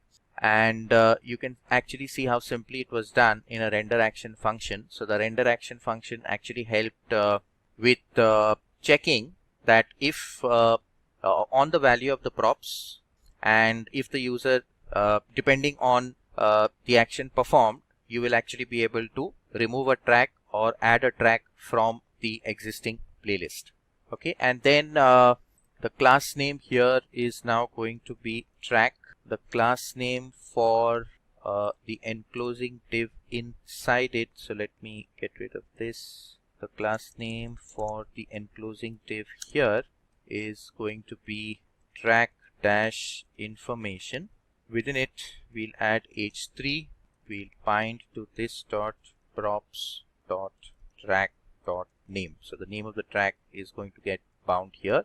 Then in the paragraph, we will bind to this dot props dot track dot artist, and with some gap, this dot props dot track dot album. So that's what we've data bound to. And then let me add an iframe. An iframe allows us to very easily inject some content into the page within a small embedded window. The source parameter of the frame is going to be https open dot. So here I'm connecting to the Spotify stream, spotify.com/embed/track, and close this. So that's the Spotify stream that we are going to connect to, and this dot props dot track dot id. So that's the track ID. The width is going to be 300. The height parameter, the height parameter is going to be 80 of the iframe, and the frame border is going to be 0, and the allow transparency, so that's the opacity, we'll say true. Let's add allow encrypted media. So if Spotify has encrypted media, that also would be embedded here, and we can also have the title set to preview. So that's with the iframe. Okay, at the bottom is where we would want to, so this could be an empty element, and we can close it right around here, so we wouldn't need this part. And then here I'm just going to say this dot render action. So we call the render action method, which will actually give us plus minus button to add and remove new element. Okay, and that's what we can actually go and add up there. So let's check now whether all that we've done is good to go. Fine, so everything looks good in terms of the track component now, and we have all of the functions in place. It's now time to jump into the next component that we would require after the track component, and that's going to be the track list. So this is going to be a list component that will comprise of a list of tracks inside it. So we'll create a new folder, call this track list, and that's going to have track list CSS, and it's going to have track list.js. So that's the track list component now, which we're going to go ahead and use. And the CSS, we don't need much, so let's just say track list, and we just provide a width of 100%. Okay, that's all we'll need in the CSS. So let me add this in the CSS file, save this, and come to the JS file now, which is going to have the track list code that we will need to add up. So here again, I'm going to say import React from React. We'd also want to import track list.css, and we'd also want to go and get track, because this component is going to be made up of a collection of tracks, individual tracks. So we want to get this from track/track, and we'll define class track list, which is going to go and extend react.component. We just need the render method here, because this just needs to go, it does not really have any state of itself. It simply goes and returns a list of individual tracks. So this class name is going to be track list, and we'll bind to this dot props dot tracks dot map, create a temporary variable, and this will go and return the track component, which is going to bind to individual track data. The key is going to be track.id. So the key is going to be track.id, and on adding a new track, we want to bind to this dot properties dot, and we already have on add defined, so that's what we connect to. We add up my brace bracket here. Okay, and then we would also need is removal equal to this dot props dot is removal, and the on remove will to this dot props dot on remove. So that's for the track removal. And so we've got our track list. Oh yes, we'll have to go and also close the div tag correctly, and also we'll need to go and export. So we'll have to go and export the track list. So we've got one more component done, which is track lists, and let's move on to the next component now. So we've got app, which is root. We've got the search bar that takes care of entering the search criteria. We've got individual tracks that are searched and returned, and we've got a track list that manages a set of track records. So the track is more relevant to the playlist, and then we've got the search results also to manage. Once we search for some set of tracks, so we'll add a new folder which manages search results, and this is going to have search results.css, and it's going to have search results.js. Okay, so we need a search results.css and js, and here in the css file we'll keep it simple for the search results. So we'll say search results. We'll set up the width of 50%. We'll set up the height of 950 pixels. We'll say overflow y is scroll. We'll say padding is 0.88 rem. Background color will be RGBA 95 23 23 0.7, and we will use the box model. So we'll provide a shadow, dropping shadow of 4 pixels, 2 pixels, 2 pixels, hash, and then let's add a scroll bar. So WebKit and MOZ are the constants specific to Mozilla and Chrome browsers. So they target certain animated features, etc., or properties that are specific to those individual browsers. And that's the reason we use those constants. And then we'll also add a media query that if it goes with a max width 1020 pixels, in that case dot search results width is 90% with a margin bottom of 2 rem. Okay, so forgot to add the hyphen, so it's hyphen WebKit scroll bar 0 pixel width, and we've set transparent background. So that's about it with the CSS. I need to get to the JS file. Now let's move to the search results JS file, and that's where we will now have to go and add up the component code for search results.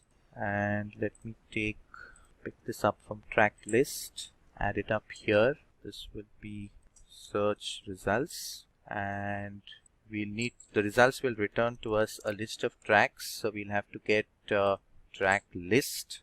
This will be track list, and I'm just going to return class name will also be search results. So that's the component, and this is going to export out search results, so it's accessible across other components. Then we've got h2 with results. Let's go and create track list with a set of tracks, and we will bind it to this dot props dot search results. And on the on add, we are going to bind to this dot props dot on add. So we already have that. So that basically completes search results, and that leaves us with the last component, which is going to manage the playlist for us. So we'll add up a new folder in components, and that's going to be playlist, and within that we will have a playlist.css and a playlist.js. So that's our playlist component now that we're going to work with. And the playlist component is we'll first set up the CSS that we will need to add up to the playlist, and I'm just going to pick that up from my code snippet. So that's my playlist, and let me get all of that CSS here. So that's just a CSS for the playlist, nothing to do with React, again pure CSS. Let me get into the JS file and that's where we will need to go and add all of our component code. So again, let me go to the track.js, the track list rather. Let me get this and add it out here. We'll make some small changes. This is going to be playlist. I need to import the track list because the playlist is going to contain a list of tracks. This is going to be playlist, and let me here, this will be playlist, and we'll leave this for later. Okay, let me also get the constructor in, so we'll add up the constructor here, and just one function that we will need here, which is handle name change. If I need to change the name of the playlist, so handle name change, and that's exactly the function that we will need to write code for. So that's the event, and this dot props dot on name change, that's when we'll say event dot target dot value. So we get the updated playlist name. Coming to the render, we'll now need the input. Input is going to be on change equal to this dot handle name change. The default value we have already provided with a hard-coded value, which is new playlist. So that's the default value. If not provided, then we'll just pick up the default value. Then we've got track list. So track list is what I will add. The tracks I'm going to bind to this dot props dot playlist tracks. So we're going to bind this to playlist tracks, and here we will say is removal equal to true, and on remove equal to, we'll bind that to this dot props dot on remove. Finally, we'll need a button. We will use class name equal to playlist dash save. That's what we've added in the CSS. Click equal to this dot props dot on save, and here we're going to say save to Spotify. So that's with playlist, and yes, we need to go and export playlist and not track list. Now we'll need to do a quick lookup in Spotify. So let's go to this website called developer.spotify.com, and once we sign in and create an ID, it takes us to our dashboard. That's where we can create a sample application. The name of the application will be musico file. Okay, and we'll say that we are building some kind of desktop app, for example, for which we want to connect this to, and we'll also need to provide so we'll say next, refresh the dashboard. So it's asking me for a login, so let me log in once more. So moment I log in, that's going to be description, and I'll say maybe this is why I need it. I'll say no, not commercial integration, agree with the terms and conditions, and we will say submit, and that's the application that has got created. And now I can say edit settings, and the redirect URL here is what is important. So it should accept connections from HTTP localhost 3000. That's the port on which we will host our application. Okay, and we'll say save. Okay, so that's now there's a client ID that is generated here for my app, which is unique. So I'll just copy that up. Let me come up to my application. Under the source folder, I'm going to add a new folder called util, and under that a new file called spotify.js. So we will start with adding our code to the spotify.js file that we've just created as a new file within the newly created util folder. The first line of code is going to define a client ID variable that equates to the client ID that we will generate on Spotify. So this is going to be the Spotify generated client ID, which is a unique ID associated for the developer to connect to the Spotify API. And we will look at the source of that as we go through the demo. The next variable that we'll create is the redirect URL, or let's call it redirect URI, and that will equate to localhost :3000, which is the port, and we'll create another variable called the access token. Let's also create another constant variable called Spotify, and this will work like a function expression. So we'll equate it to a function called getAccessToken, and we will say if access token is true, then return the access token. Now let's declare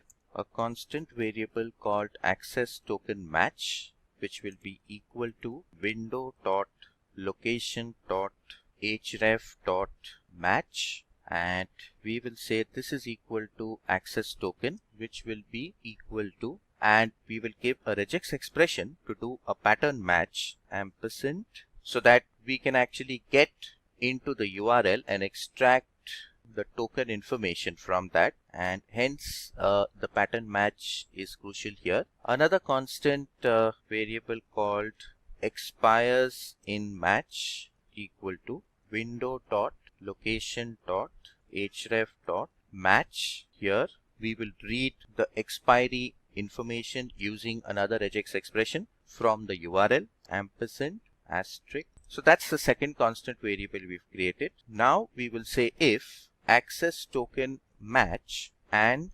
expiresInMatch. In that case, the access token should be equal to access token match of 1. Then we create a variable called expiresIn equal to, we'll do a typecast to number, and we will take the first parameter from the expiresInMatch. That's done. Then we will say window.setTimeout, and we're going to say access token equal to comma expiresIn multiplied by 1000. Then we will say window.history.pushState, and we will say access token. We'll pass the second parameter as null, the last parameter as slash, and close this, and we will return access token.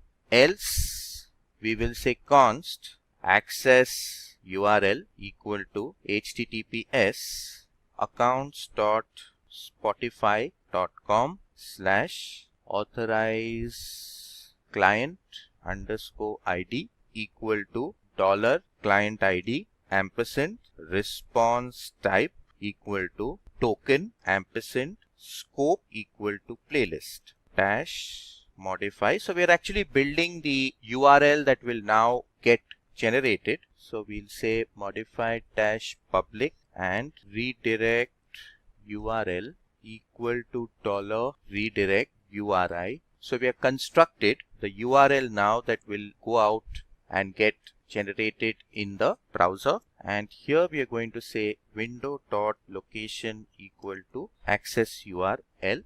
Then we'll add the search criteria function, which accepts a term as a parameter to search on. Here we will say constant access token equal to Spotify dot get access token. So we get a reference to the same access token. Return, we call the fetch function, and we're going to pass https api.spotify.com/v1/search ?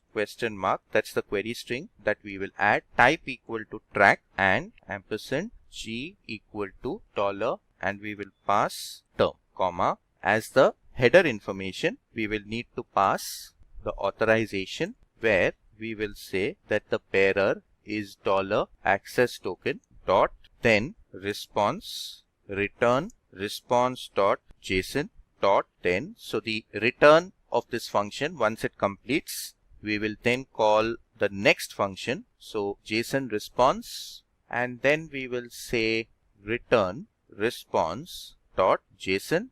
After that, another then block, so we'll now say JSON response, and if not JSON response dot tracks, in that case we will return an empty array, else we will return JSON response dot tracks dot items dot, and we will pass, we'll create track as a variable with a lambda expression, and we'll create a temporary JSON object with ID, and that's where we want to associate track.id. That was returned as the search result.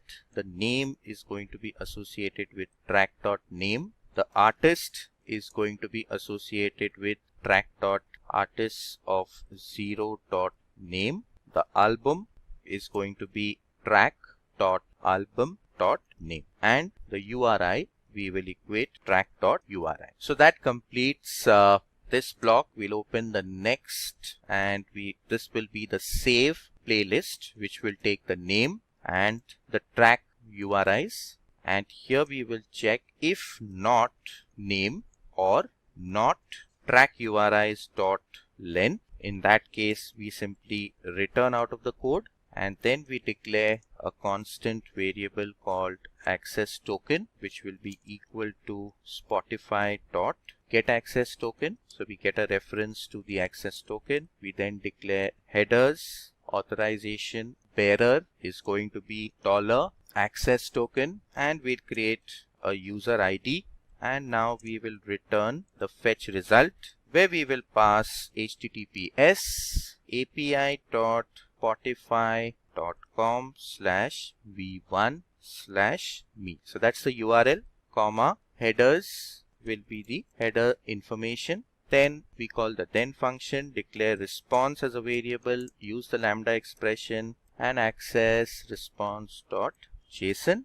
We use the then block to declare JSON response. Here we say user ID equal to JSON response.id, and then we return fetch https api.spotify.com/v1/users/$of/user ID/playlist. So this is how we've constructed the URLs manually. Here we will assign headers to the headers variable. We'll assign method as post, so the data is sent as part of the body and not as part of the URL. And as the body, we will say json.stringify to convert this parameter name, and then we will generate a response variable to response.json, and then we'll create JSON response with the lambda operation.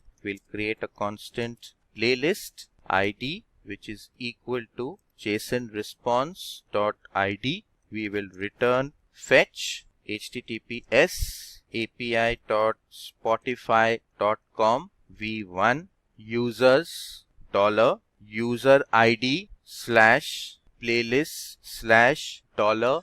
Again, we are constructing the URL. So playlist ID will be replaced here. Then we will say tracks and close this, comma, and here again we will say headers would equate to the headers variable, be constant headers, and this close here. Okay, everything fixed now. So here we are going to say headers should equate to headers, and the method is going to be post, and the body is going to be json.stringify URIs, track URIs, and we close this, we close this block, we close this block, and we close this block. So that completes our code. Of course, one more thing we'll have to do, which is export this class out. So export default Spotify.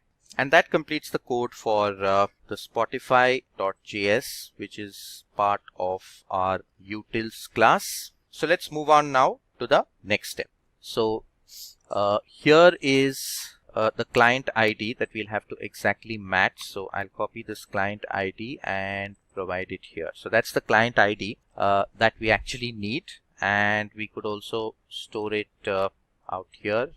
So that's the client ID, and that's the redirect URL that we've also defined there. And we just create an access token. If the access token is true, we return access token.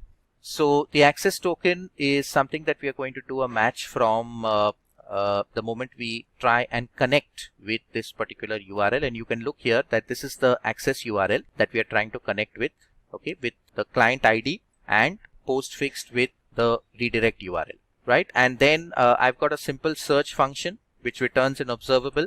So we try to fetch data using the search term that we provided. Okay, we try to fetch data using the search term provided. If we are successful, we get a response of the data, and accordingly we'll iterate over the JSON response and get a list of tracks out of it and do a mapping of this JSON object to the track ID, name, artist information, album name, etc. And here just like a data access layer, very similar to a data access layer, we've got a save function which will save this data to Spotify as well. So I've got a save playlist and I've got search. So these are the two functions which will go and connect to the Spotify service by using this client ID, and it will allow me to access that information in terms of returning a stream of JSON data, and will then allow me to go ahead and push that JSON data into our application.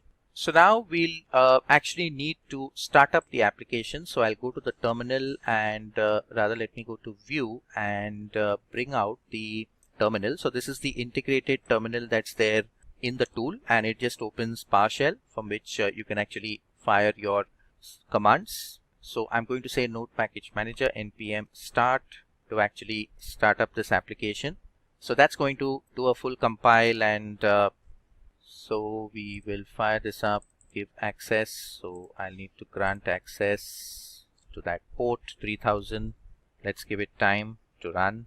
And that's the app now that you can actually see here. So this is the search bar that we actually had. Okay, then we had the results, we had the playlist. Now the results is going to consist of a set of tracks which are maintained by the track list, and then you can take individual tracks with the plus and minus button and add them into the playlist. Okay, so that's how it's typically going to work. Okay, so as you can view here, I'm just going to search for an artist, and we'll click on the search button. It goes to Spotify, tries to connect there, and says that I need to agree to the terms and conditions, and I've just agreed to that. So the very fact that it actually gave us a confirmation link the moment we tried to connect and execute our application, that's proof enough that it actually went and connected to the service there and tried to return a value to us. So this is what we did. We just added an artist, we said search, and you can see now it's successfully connected. I've got a list of tracks available from this artist, and you can see the plus buttons getting added on the fly. So that was the render action. These are buttons that got added onto this list of tracks dynamically the moment the search results returned a value. So I can click on this plus sign, and you can see that the track gets added to the playlist. Okay, as and when I click here. So I've added a couple of tracks.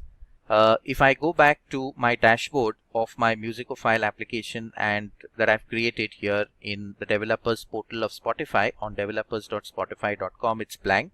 So now I'm going to click on save to Spotify. Okay, and that clears the playlist. So let me come here, and now when I come out here, we saw that it actually got successfully connected out here. Now I'll have to log in to, so this was the development app that we actually created on the developers portal of Spotify. Now we will go to spotify.com.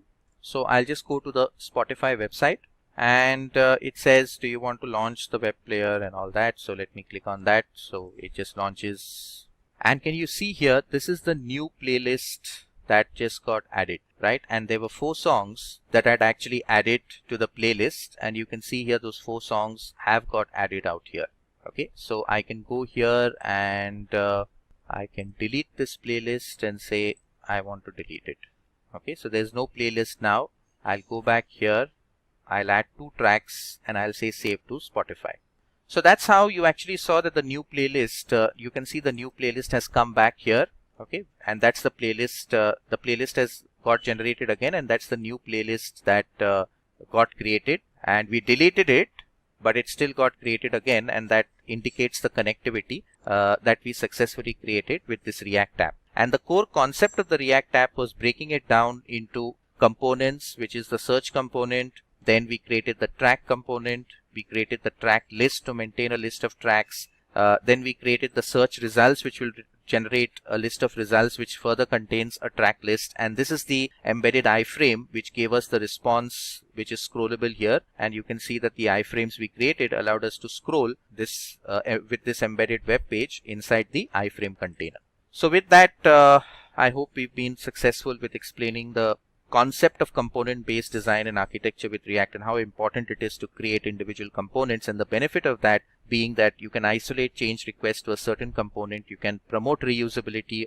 Wherever you want the same feature to be implemented on the page, you can just inject that same component, and the same implementation and the same features can be reused. So it promotes reusability, it promotes flexibility to change, it isolates your change request to single components, preventing the massive effort of recompiling and retesting the entire application as a whole. In this session, we'll be comparing the three cutting-edge UI development technologies, that is ReactJS, Angular, and Vue. We'll learn about the key differences that make them so distinct. All of these technology stacks have been replacing pure server-side technologies, and we've slowly progressed from server-side applications to more distributed applications where a part of the job is done on the client side and a part on the server side. And now we've transitioned to something known as single-page applications, or SPA.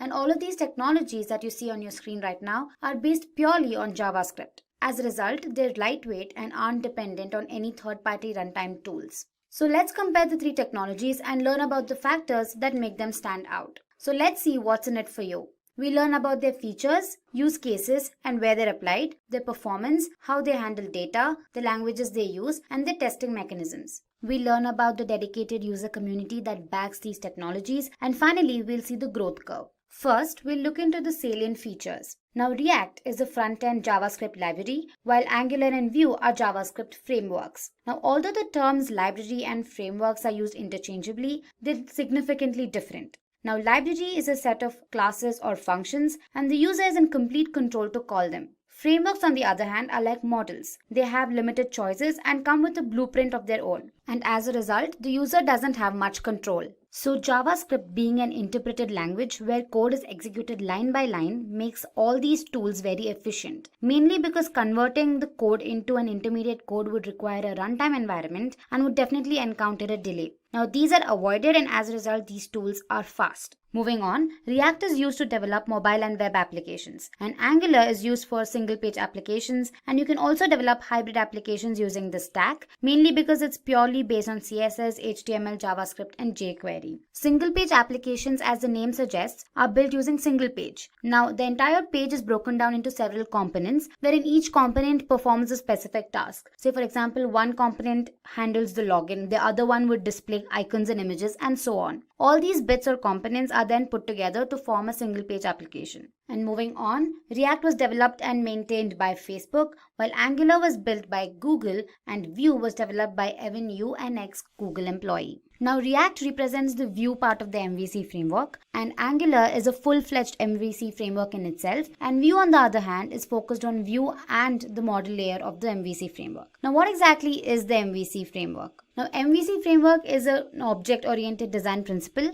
that mandates the separation of control, meaning one thing can only do one thing. So the model deals with the entity classes, the data, and the business logic, while Vue deals with the representation and the UI logic of the application, and the controller drives the functionality of the two. Any changes can be easily factored and isolated, and as a result, testing becomes a whole lot easier. Moving on, now let's look at the use cases from the business perspective. In terms of React, we have top websites like Facebook, Instagram, Netflix that use React. On the other hand, we have Angular that is used by Nike, HBO, Forbes, Sony. And Vue is commonly used by Alibaba.com, Grammarly, 9gag, and Adobe. Moving on, we have performance. Now, performance is a very crucial feature. Now, the moment you build an HTML view and render it into the browser, this view to the user is basically just HTML tags. However, if you look at the internal working, the code is actually converted into a balanced tree structure. This B-tree algorithm is extremely fast. So when the user makes any changes to the UI, the changes are reflected immediately. This is facilitated by the B-tree algorithm. So as a result, the performance is improved. So how does React make use of this tool?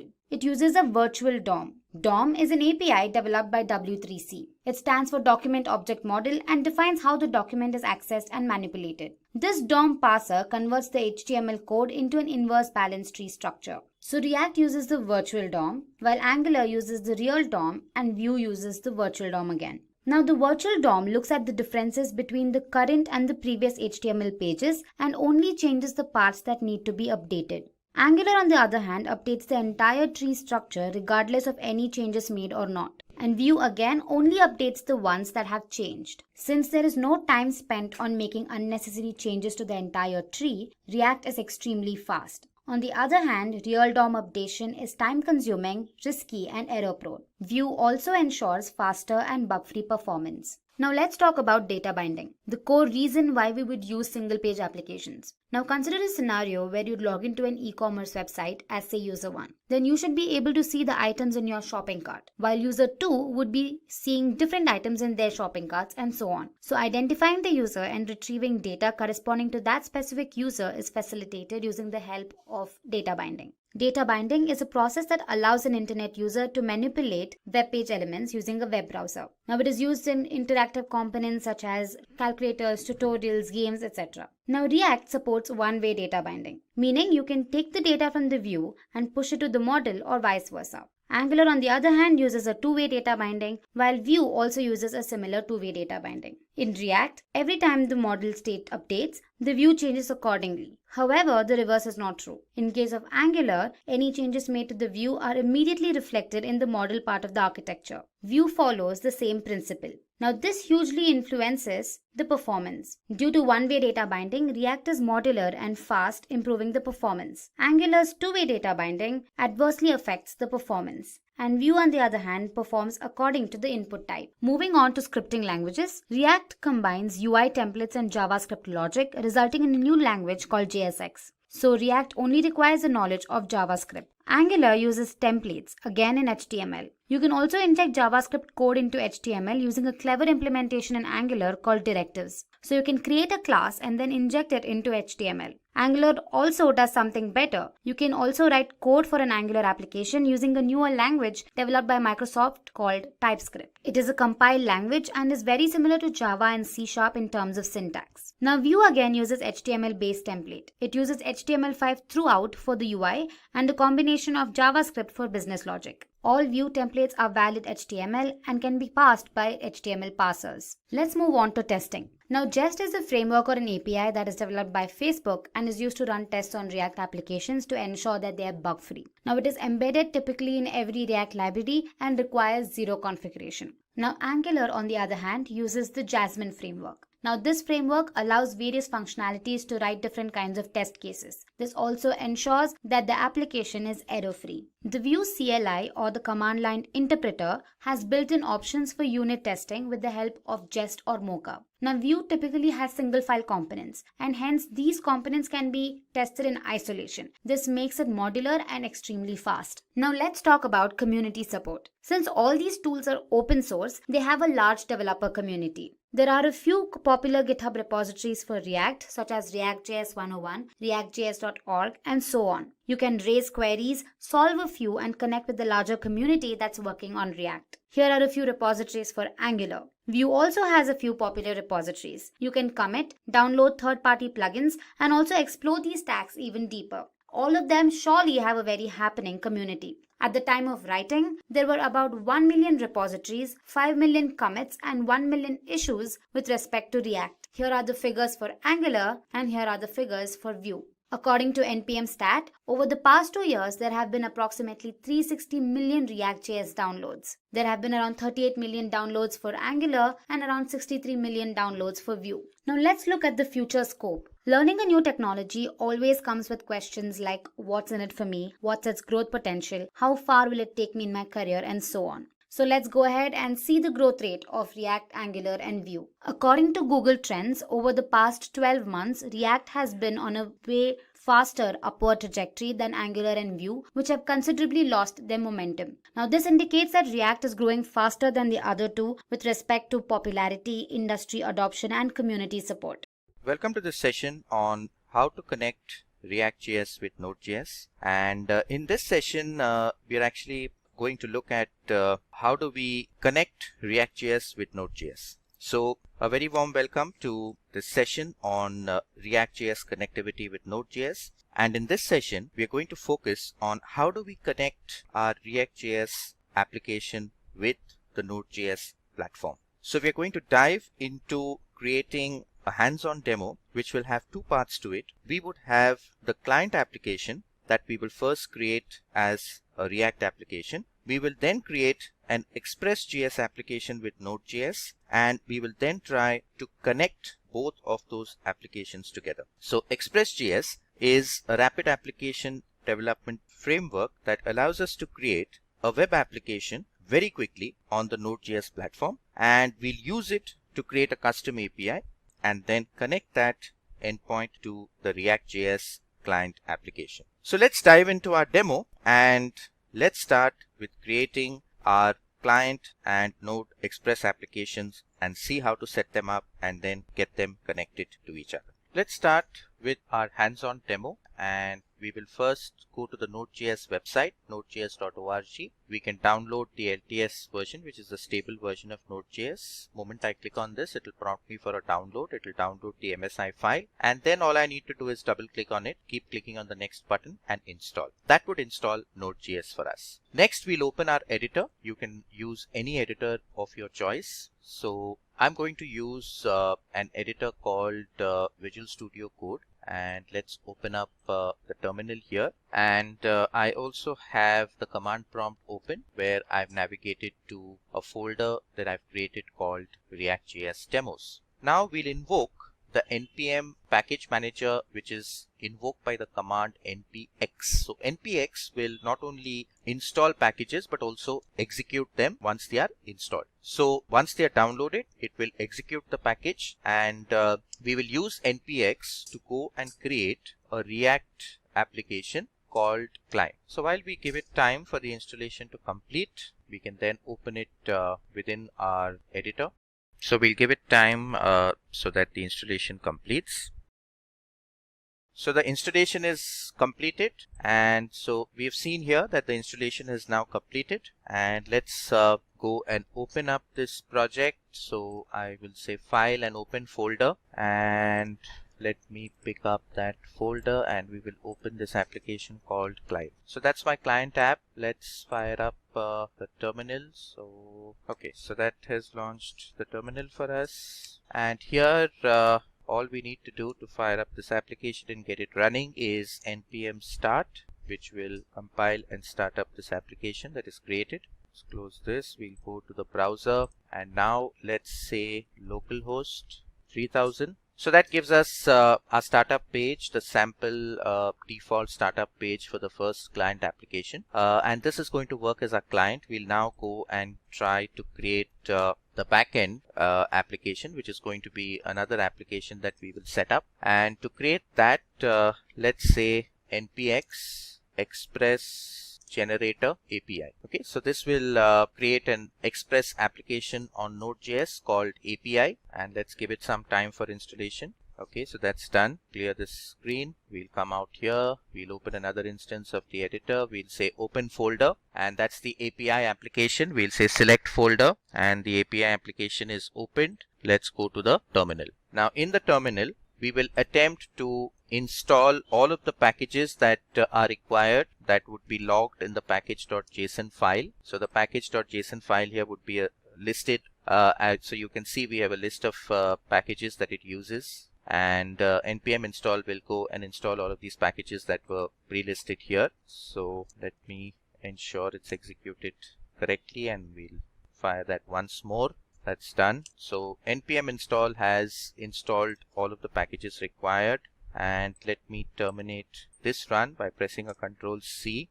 So this terminates the client application that was executing, and now we will say npm start so that this application executes, and let's refresh. So that's the standard Express application now that has got installed. Now let's go to the API application. We'll go into the bin folder, and here we'll have a file called www. We will change the default port number from 3000 to 9000. Let me stop this application from executing. We've just updated the port number. Now let's go to the routes and we'll create a new file in the routes folder called testapi.js.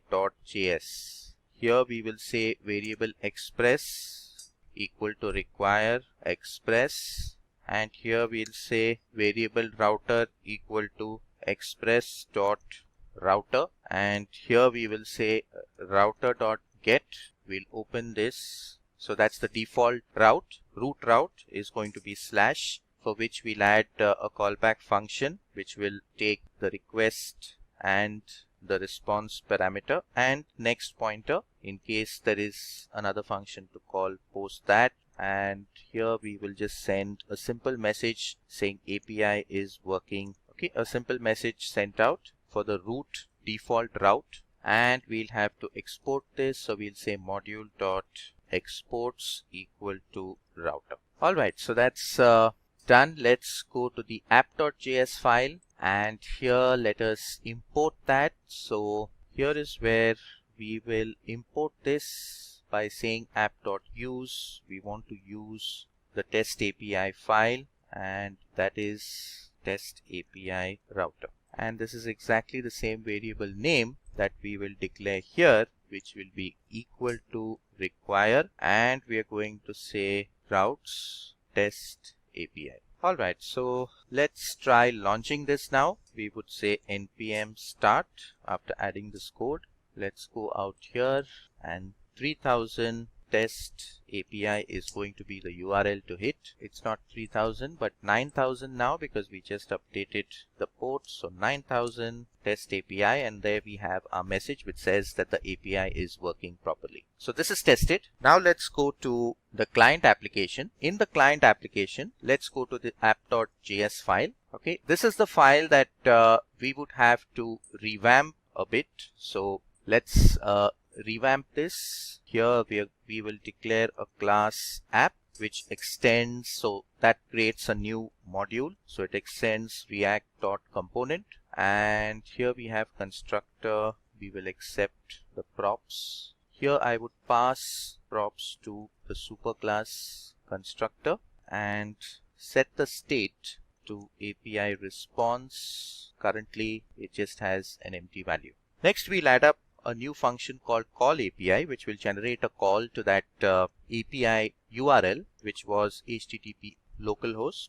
9000 was the port, and test API was the URL. Once this is called, we will then call the then function, declare response, generate a call to response.text, and then we will again say this dot set state API response is going to be equal to the response that comes in from that URL, which is nothing but a string which says API is working. Another function called component will mount. So the moment the component is initialized on the screen and loaded, we will generate a call to this function we created called call API. Then comes the render function. In the render function, we would go and return a div. Class name is app. This would be app header, the standard logo, after which in the paragraph, we wouldn't need the link here. Right after the header, we'll add a paragraph where we will print this dot state and the variable we created called API response, and we will data bind to that. So that largely completes the return. So we simply create this application, that's the React application that will talk to this API that is, and this URL that is hosted on Node, communicate with it, get a simple string as a response, print that string inside this React application. So once that's done, we have the component will mount, which is a LifeCycle method here. It's a LifeCycle event that gets triggered the moment the component loads, and that's when we have actually gone and executed the call API custom function. Let's go to the API application. We'll terminate the execution here. There's one more step that we'll have to perform, which is cross-origin resource sharing, which means that to allow the React application to communicate from another hosted domain to this particular domain server, we will actually have to enable cross-origin scripting and sharing. Otherwise, it will block the request coming from another application. So for that, we'll have to install globally cross origin module, and dash dash save indicates that it's going to do a global install for all applications that are on this particular system. So we've installed this and we'll clear the screen. Let's go to the app.js, and right here is where we would want it to go and use CORS. So we will say app.use CORS so that it uses this particular API. And here is where we will declare the CORS variable and go and import the new library package that we just installed, which is CORS. So looks good. And now let's fire up this application with an npm start. Let's also fire up client with an npm start. And now when I go and try looking for localhost 3000, which is the React application, the React application should go and talk to the API that is hosted on NodeJS, which returns to me that string message. So if I go and ping that API separately, which is localhost 9000 test API, you can see this is a standard message. So here I've directly pinged the API that's hosted in Node.js. Now we are consuming it through the ReactJS application. And if you scroll down, you can see the message returned from Node.js into React saying the API is working properly. So the practical impact of this is to actually host RESTful services, etc. on Node as a server, and you can go and consume the data that is returned there, could be in string, text, or JSON format directly into the ReactJS, acting as a client application. Hello, this is Matthew with Simplilearn, and today we're going to cover React with Redux. So with our session today, what we're going to go through is going to cover why you'd want to use Redux when you're building a React solution, what Redux is, what are the core principles of Redux, what are those pillars that drive what you would do in Redux, and then finally, what are the pros and cons of Redux. And after we've gone through the PowerPoint presentation here, what we're going to do is we're actually going to go through and actually do a demo of actually using Redux so you can actually see how this would all look. So why would you use Redux? Well, the reason why you'd want to use Redux is that Redux actually understands and helps manage the state of an object. And Redux was introduced to help address some problems that you were having with React. So the state of an object stores values and properties that belong to components that could potentially change over time. So the state could be modified by actions in your network. There could be changes to the re-render of the component in the browser. The object could also then potentially store multiple properties. And then with Redux, it actually takes in and actually will create a large application that you could create with React and breaks it down into several components instead of having this massive number of states you have to manage. And so every time that an application will then switch from a current with React, you'd actually be then changing the state. And this is a really big problem. Because when you're doing that switching back and forth, there is the potential for applications to be re-rendered, which reduces the efficiency of your application. And so this is why Redux was introduced. So, what is Redux? So Redux is a way to be able to have a predictable state container for your JavaScript applications. And it'll allow you to run your applications in multiple different variants. So whether it's a client solution, a server solution, or a native app solution.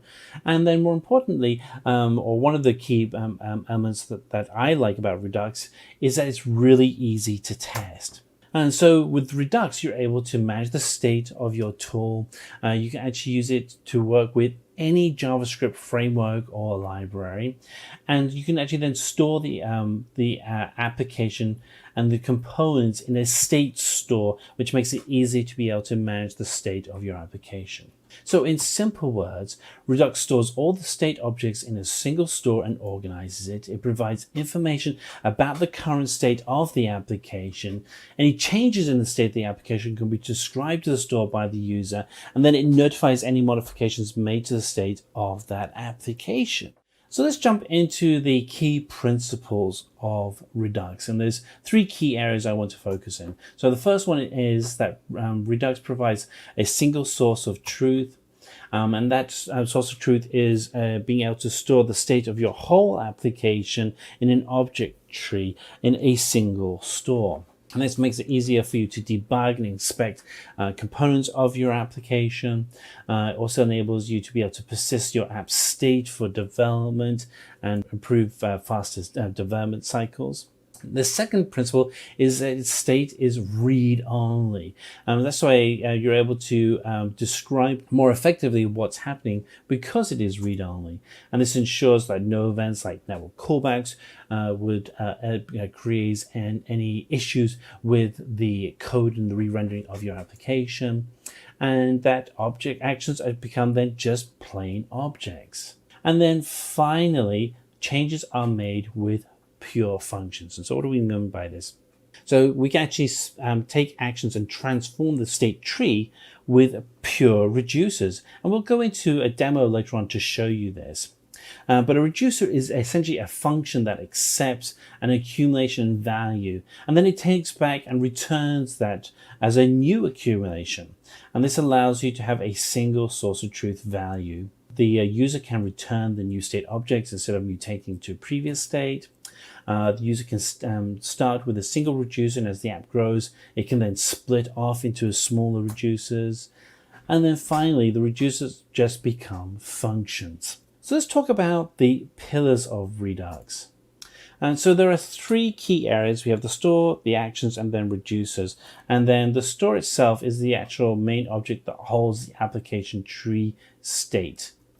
And there are four key states. There's get state, which returns the current state of the store. And when we actually run the demo later on, you'll be able to see that we'll be able to open up our terminal window and be able to get the state store from our terminal window. The second state is dispatch, and this is an action. It's the only way to update the application state. And here we have an action on a button change to actually change the state of the application. And then the final two are subscribe and unsubscribe. And these are ways in which you can actually change the listener to the state. So an action is a plain object that represents an intention to change the state. So with actions, you have payloads of information that send data back and forth to your application store.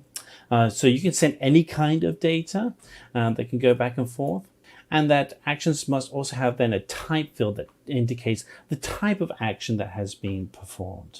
And finally, with reducers are specify how the application state changes in response to actions sent to the store.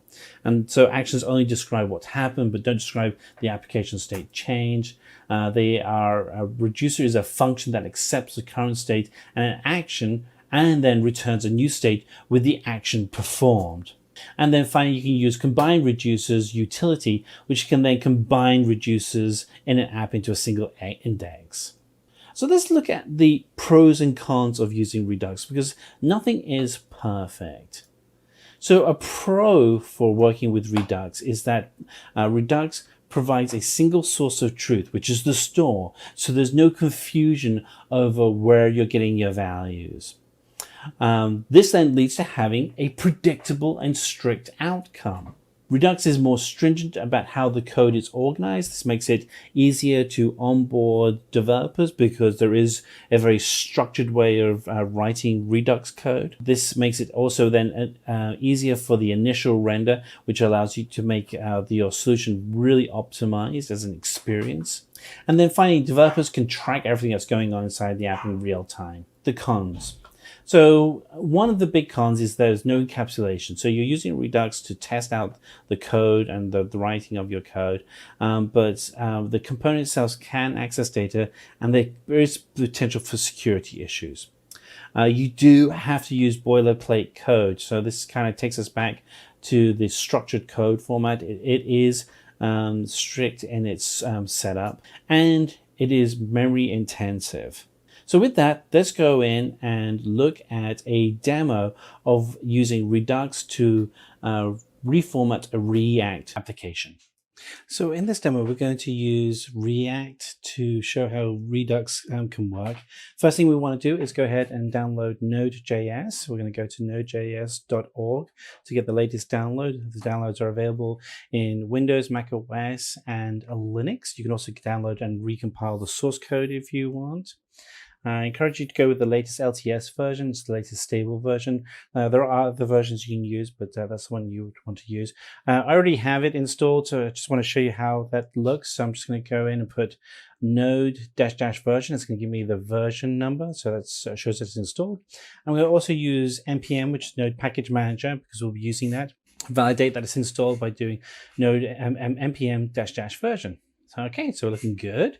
And we're going to go ahead and create a folder on our desktop. Normally you wouldn't put a project folder on your desktop, but this is just for an experiment. So we're going to call this one Redux React, because we're going to be taking a React project, and we're going to show what it looks like as a standard project, and then what it will look like as a project that's being taken through Redux.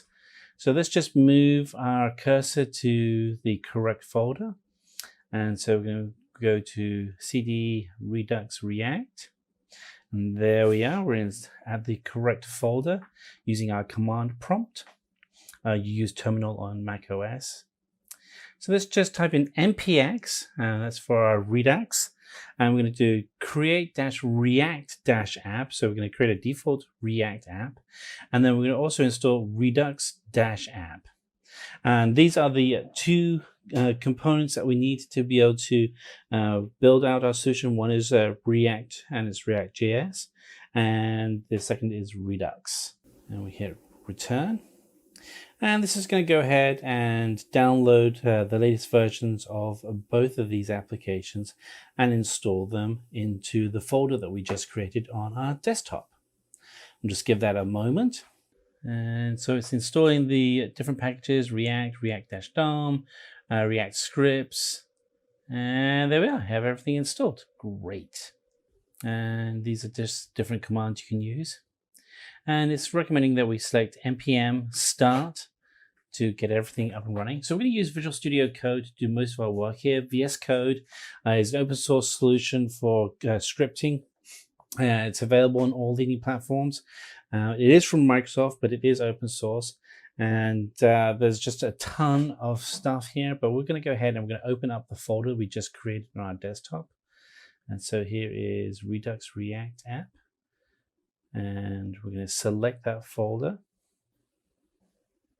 And on the left-hand side, you'll see all the files from that folder. We're just going to get rid of the welcome screen. We don't need that anymore. You'll see there's some commands we can use. We can do Control+. I'm not sure what that's called again. Anyway, it gets us to the terminal window. Not an exclamation point.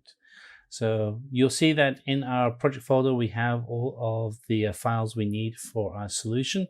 We have both the node modules and then the public files. The public files is just the application itself. So we're here on the index.html. You see the index file there. And we're going to actually show what this looks like inside of a as it's broadcast from a web browser in a moment. Now, we're going to create a very simple application here, and the application is going to look exactly the same in both just standard React and Redux React. It's the optimization that's going to be improved. So we just did npm-start. It's going to take us to localhost 3000. Give it a moment, and then we should get our floating logo showing that the application's up and running. There we are.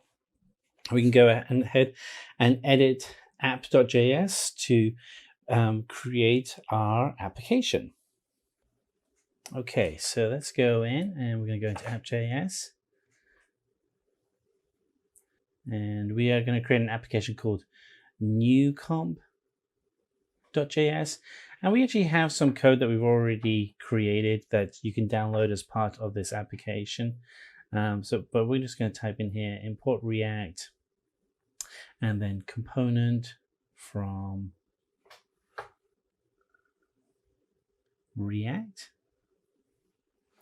So I'm going to pull in our React library, and we also import connect from React Redux, and that's the package that we're working in. We'll terminate the batch job, yes, and then I'll rerun npm install --save react-redux.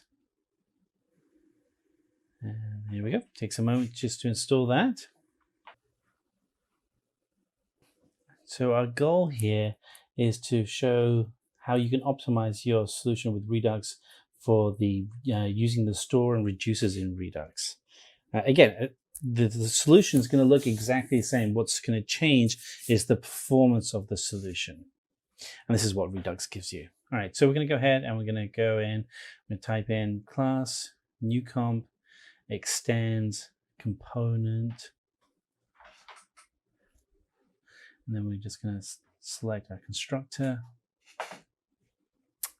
props, and then we want to add in the super props, and then this state equals, we have a message here, subscribe to Simplilearn. Very simple little app. Don't forget to save your work as you go along. And we're just going to apply some styles. Let's just apply some font style. Make it italics. And we're going to make the color purple. And let's have a button that we're going to press, a button change equals this set state. Oh, sorry, get state.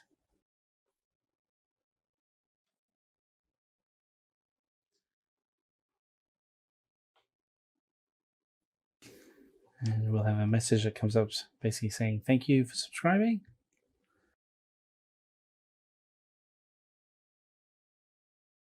There we go. We have our button. We'll change the state here in a moment. Very simple little application.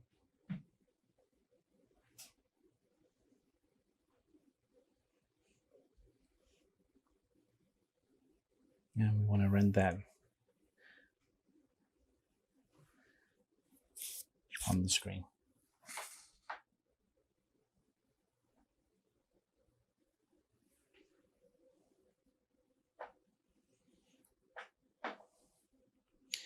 We just have some basic HTML for where we're going to place everything. We use a div tag for our app. Again, we're going to keep this really simple.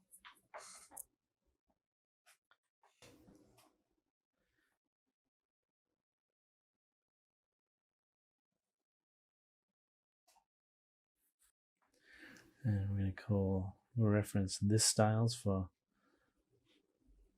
this H3 tag. And so our message is going to be subscribe to Simplilearn. It's all being created dynamically. We're going to use our style. We're going to add in a button. We have a on click action.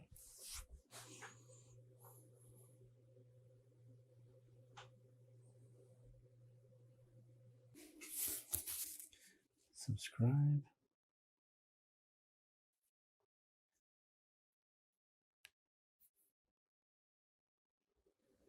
And change too many S's. We'll save that.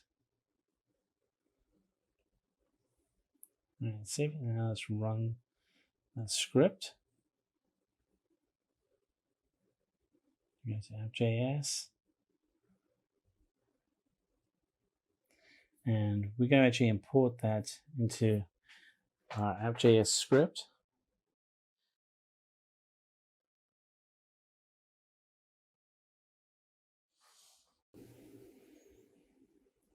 Get rid of this. And then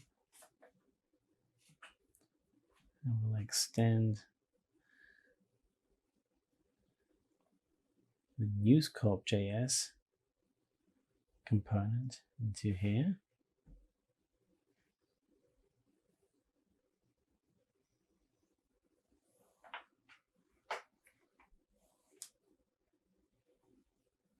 our own font style here.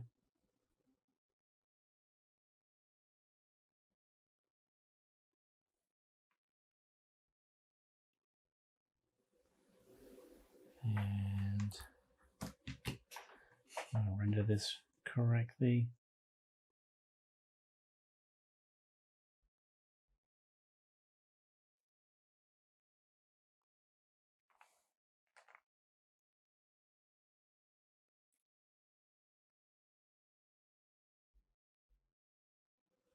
And we'll pull in the text and styles.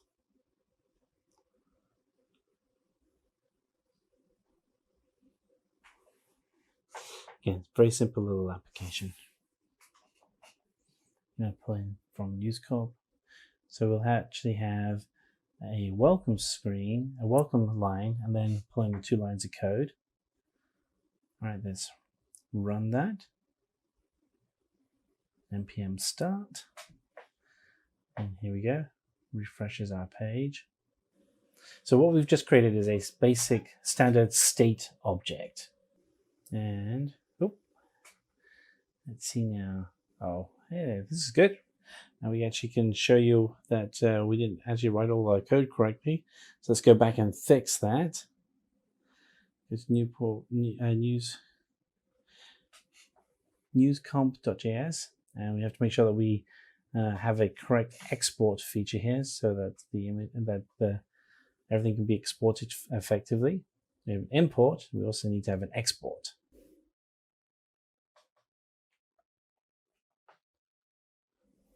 All right, let's run that again.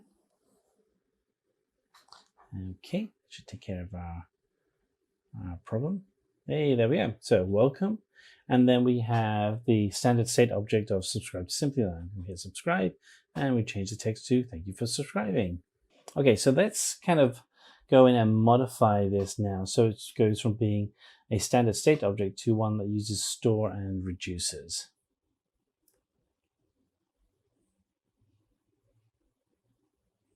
So we're going to go ahead and terminate our batch job and essentially reset everything. And what we're going to do now is install Redux. This is what's going to help us. It takes a moment to install Redux.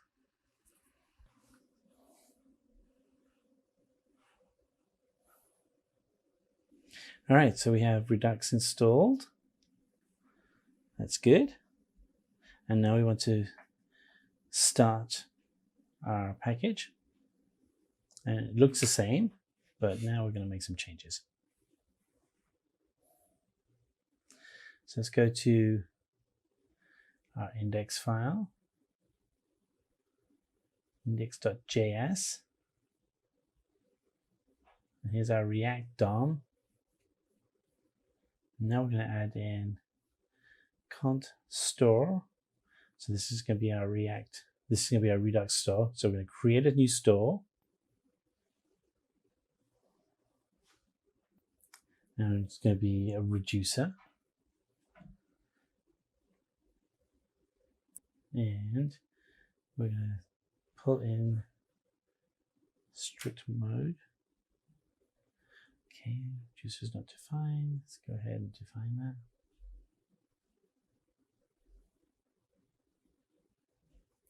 So we're going to come over to our new comp.js file.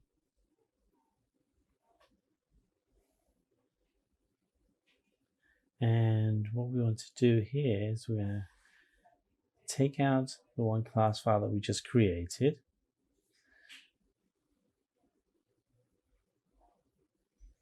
And just kind of stripping it down here.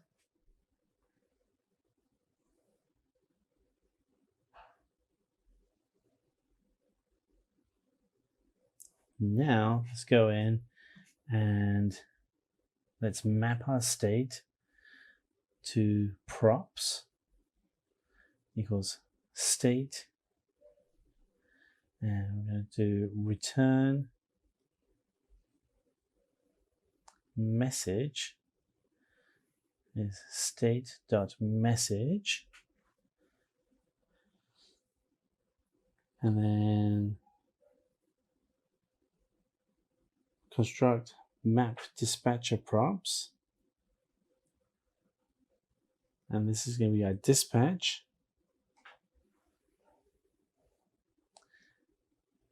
And we're going to then return, and we have our button change.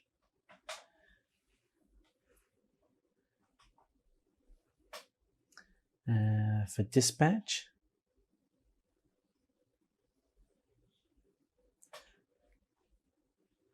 we'll type in what the message is. Then we can have message change. Let's type from the button. Okay. So we'll pass the value over.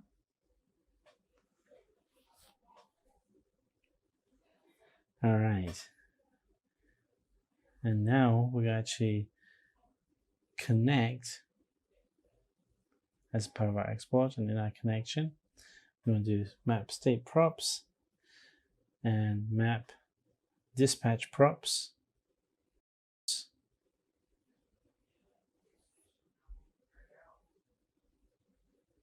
All right, now we're going to go in, and it's going to be for our new comp.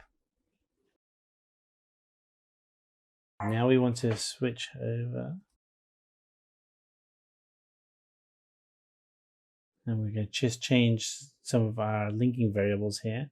So instead of to button change, we're going to do props.button change. Otherwise, we won't be able to find it in our code. This is some pathing.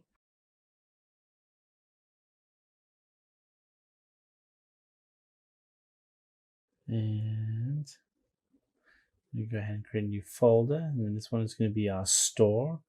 And again, this is going to be our Redux store. We're going to call the store reducer.js. And const initial state equals, this is what the default state will be for when the page loads, which will be subscribe to Simplilearn.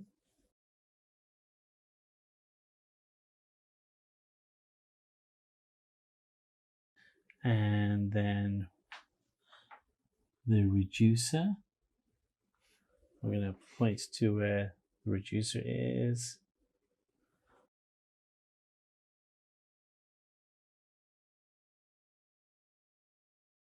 And const new state.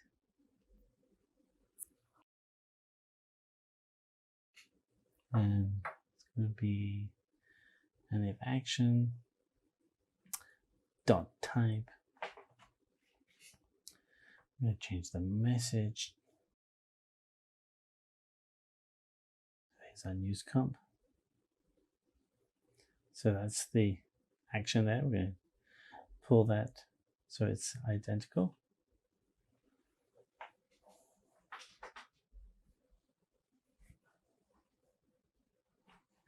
And then new state.message equals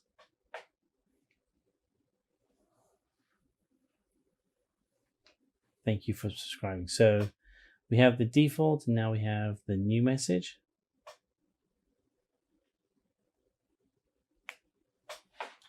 Again, this might seem like extra work, but it actually makes your whole application much more efficient.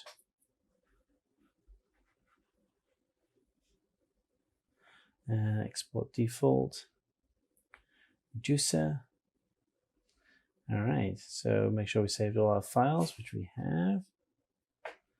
And now let's go ahead.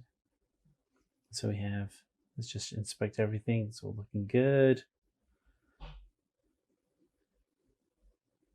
All right, now terminal window, we're going to do npm start. Let's see what happens. And our web browser should load up. Oh, we have an error. That's good. So now we're learning stuff. And this is all part of standard coding, is just hunting down errors in your code. So let's go to index.js. And let's say we're going to pull in here. So we have reduce, and this should actually be spelled correctly. There we go. Okay, all right, everything is now as it should be. Let's go back, recompile. Let's rerun our file.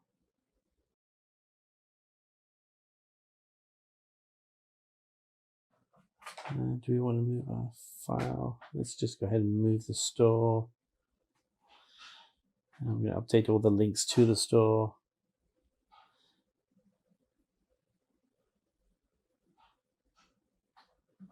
And we're going to be making sure our provider store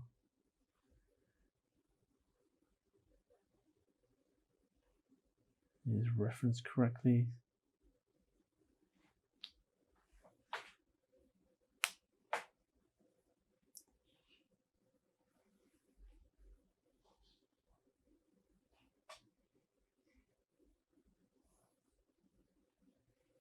Okay, let's rerun our application. And there we are. So let's go back through. Our application is running much faster now. We're able to manage our changes and elements of our application as different objects. We're able to change the messages after you click. And it's able to then create the new message. Again, this is a very simple application, but you can see how for more complex solutions, how this become useful, and you can start using the different components you create for your whole solution. And that's our demo. Welcome to this session on React Native versus Flutter. In this session, we would look at identifying some of the differences between the React Native and Flutter frameworks. Let's start with understanding the core areas of comparison as part of this session. We will be looking at key aspects to identify differences between both the frameworks, predominantly on the language front, the UI aspect, the performance, the documentation, the popularity, the community support that is available for both these frameworks, along with the industry trends in terms of the industry adoption for both these platforms. The core objective of the session would be that at the end, you should be able to decide and make an informed decision as to which framework is the best among those available. Let's start from a language perspective. Now, if you look at React, React is basically completely written and built in JavaScript using the ReactJS API. On the other hand, if you look at Flutter, it is basically written in a very new language called as Dart, and we do not have too many developers that are skilled on Dart.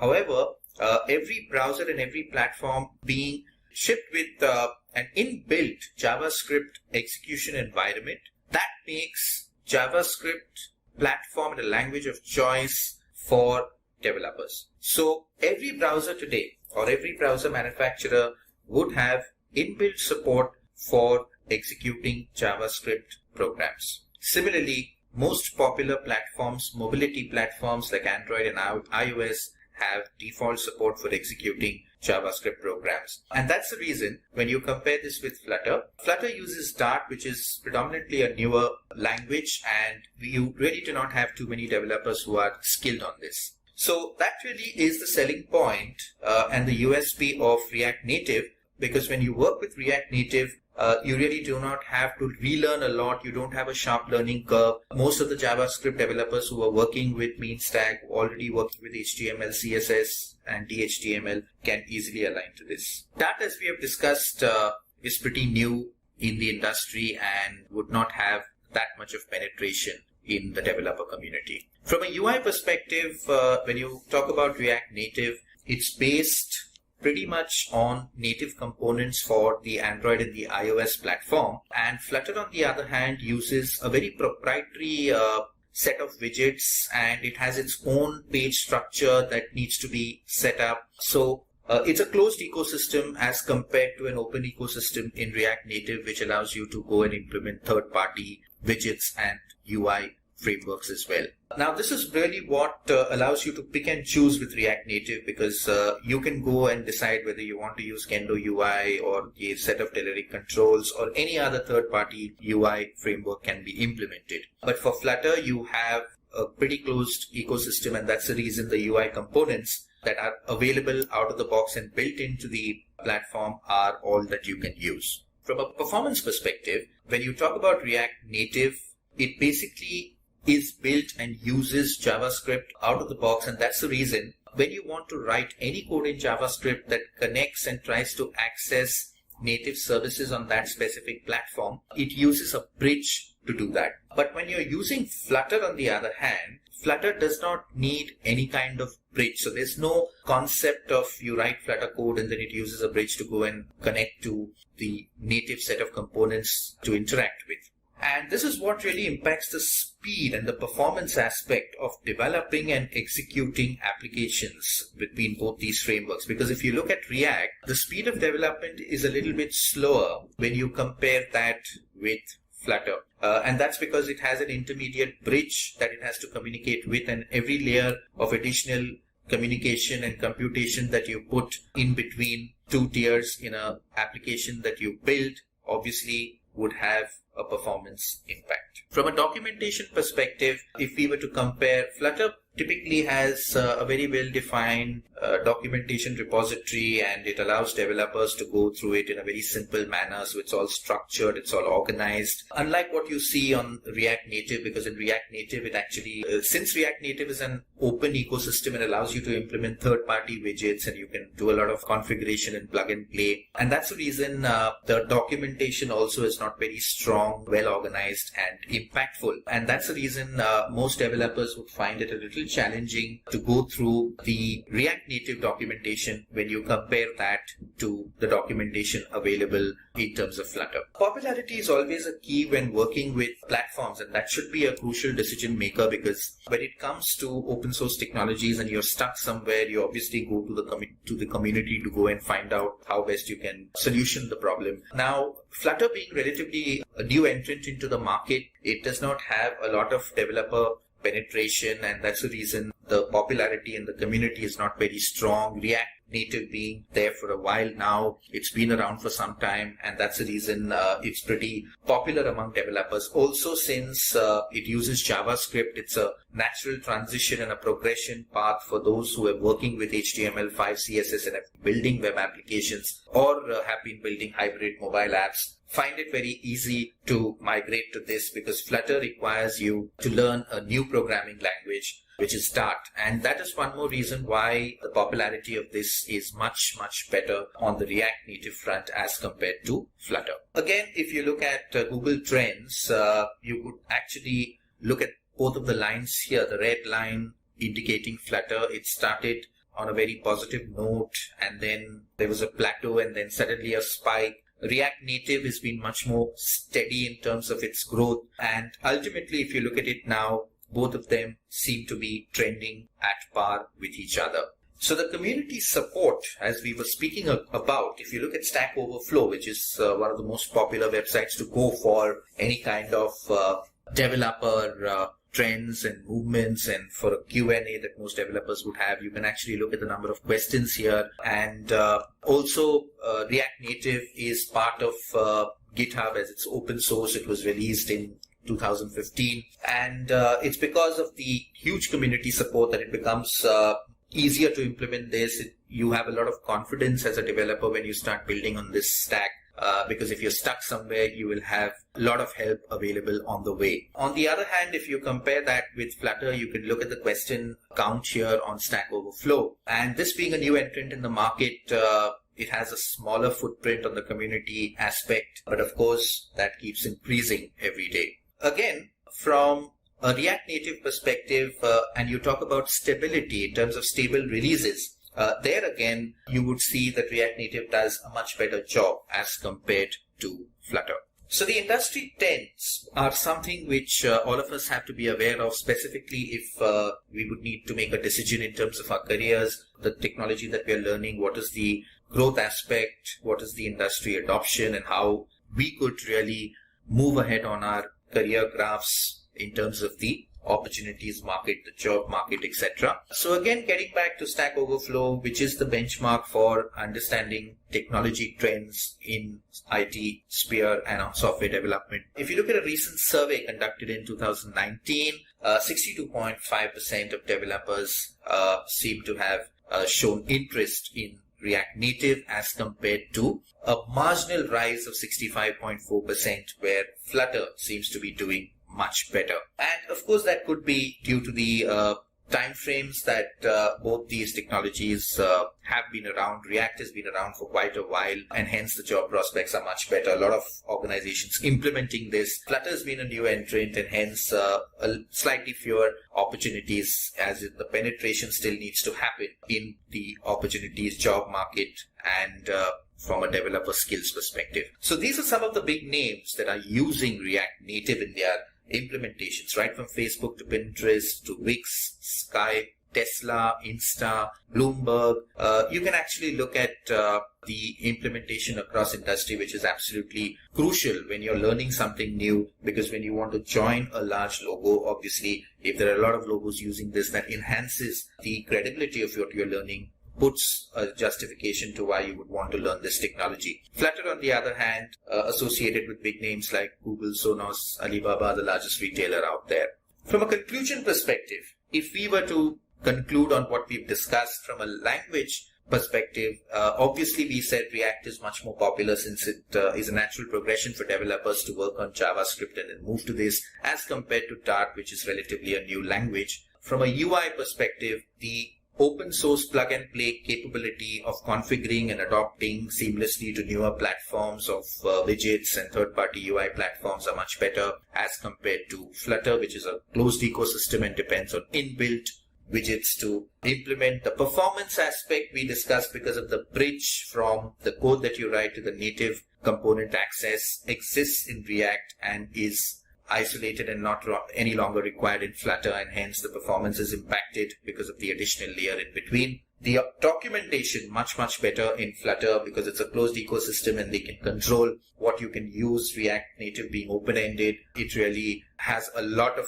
third-party integration you can do, and hence the documentation is not really well organized. The popularity perspective, React Native much more popular among HTML5, CSS3, MERN, mean stack developers, since it's all JavaScript. Flutter needs you to learn new skills and you need to spend additional time for that.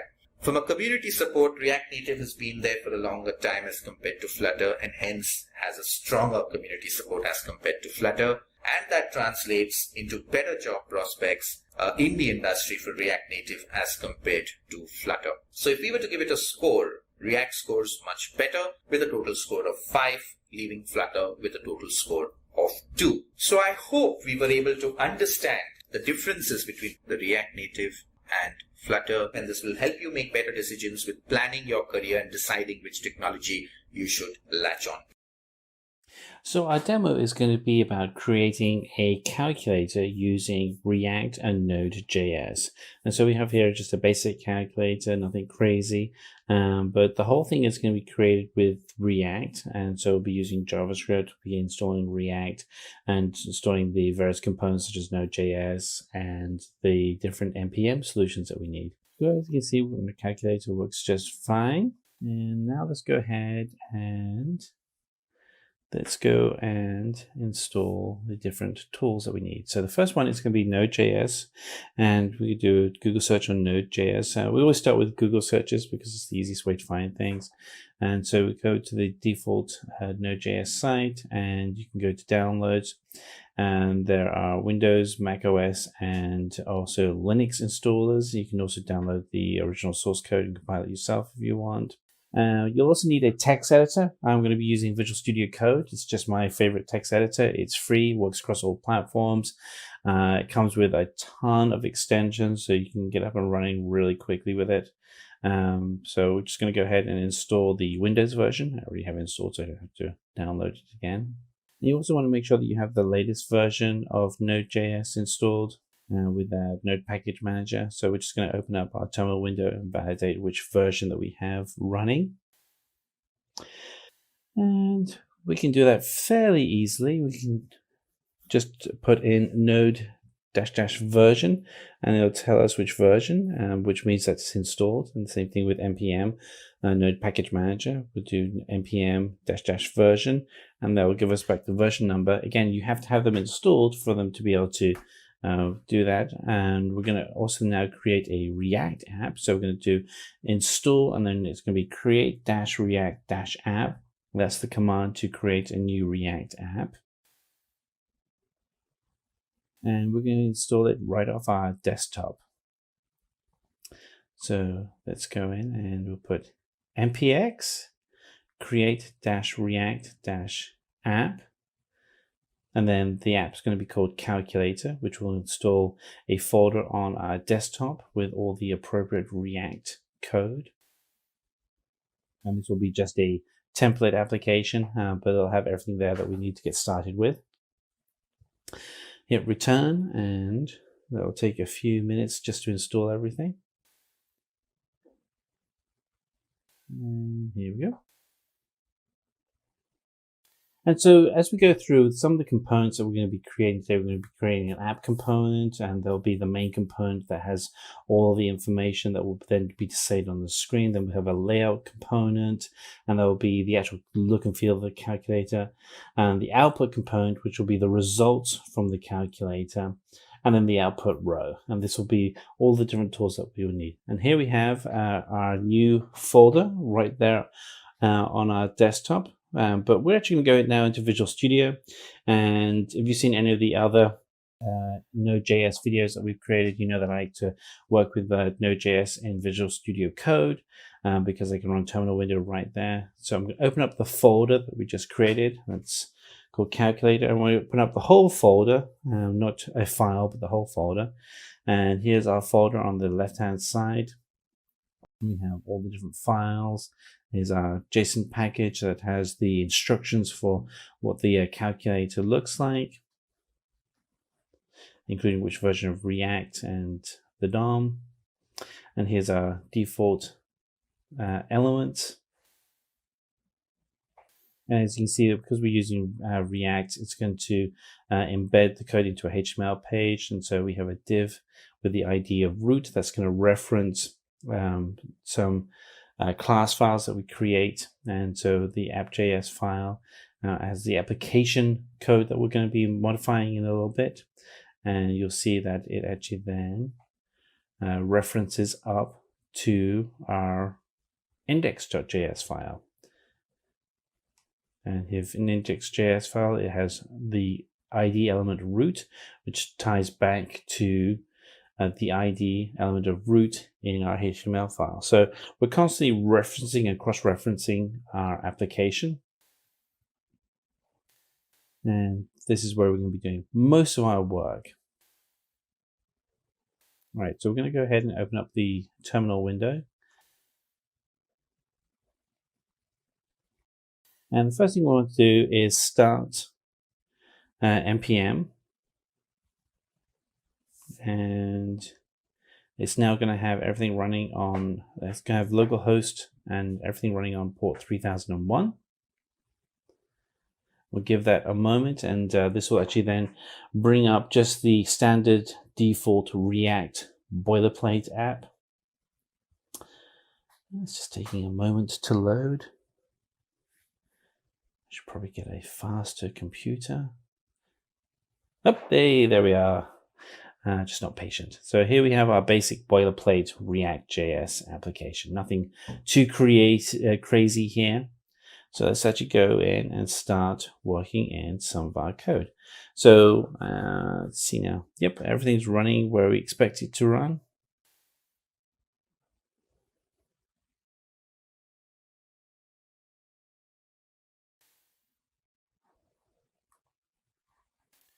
All right, so let's go into app.js.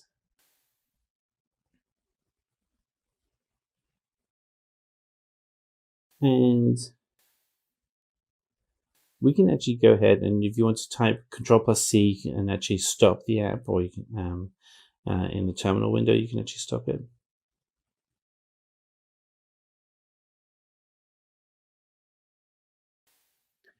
You can also go up into the terminal command to stop it as well. And if we do stop the app, then we'll get an error message. There we go. The site can't be reached. And you'd expect this. We're going to go back in and we're going to just restart our application. Everything should now be working just fine. We're going to refresh the page and we'll see our default React app.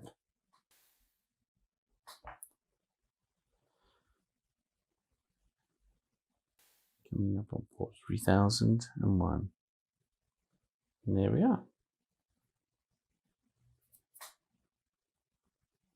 Looking good, looking good.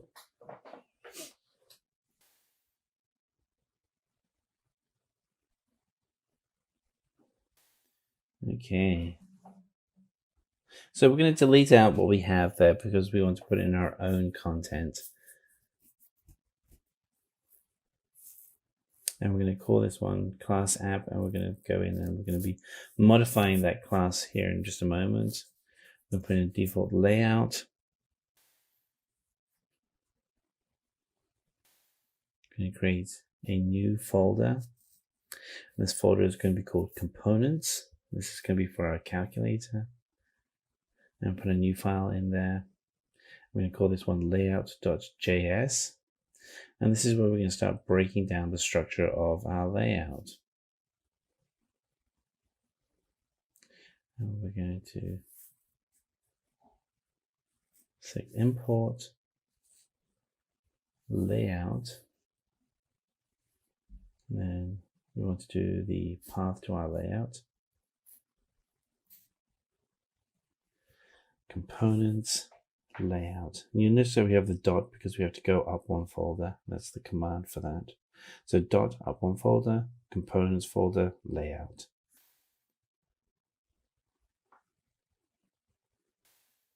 Notice we don't have to type layout.js. It automatically knows to add the .js extension. Constantly making sure that we're saving.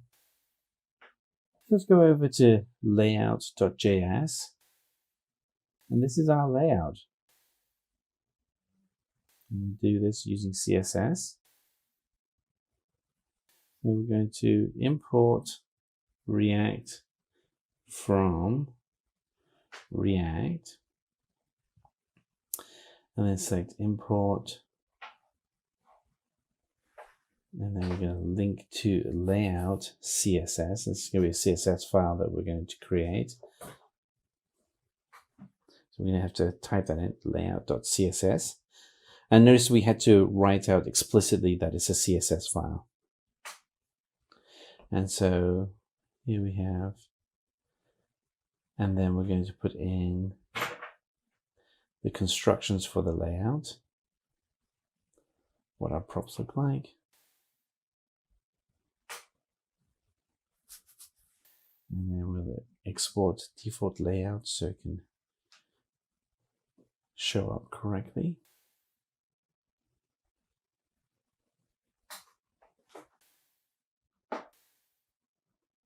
Okay, so we go to our web page now. Yep, that's good. We were expecting to see that. So we need to change some of our pathing here just quickly. So let's see now.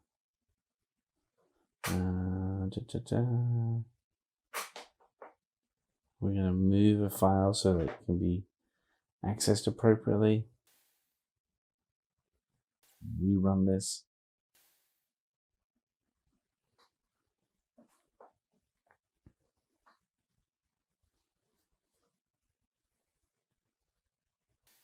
You know what? I think we didn't.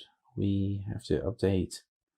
Yep, I know. We have to go back to layout and we have to start adding in some values here so that the application knows to lay content out. So we can just put in a hello world. There we are. Okay, so that shows us that everything is pulling through correctly.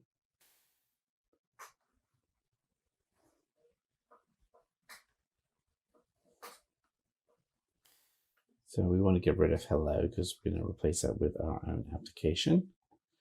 I'm going to change this div so that it actually starts pulling in the application.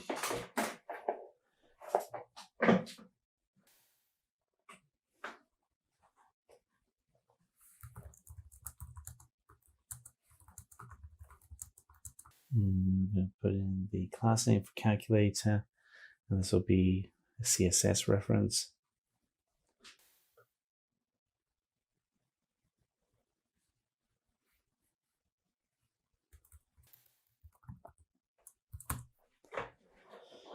Okay, so we need to have some image files.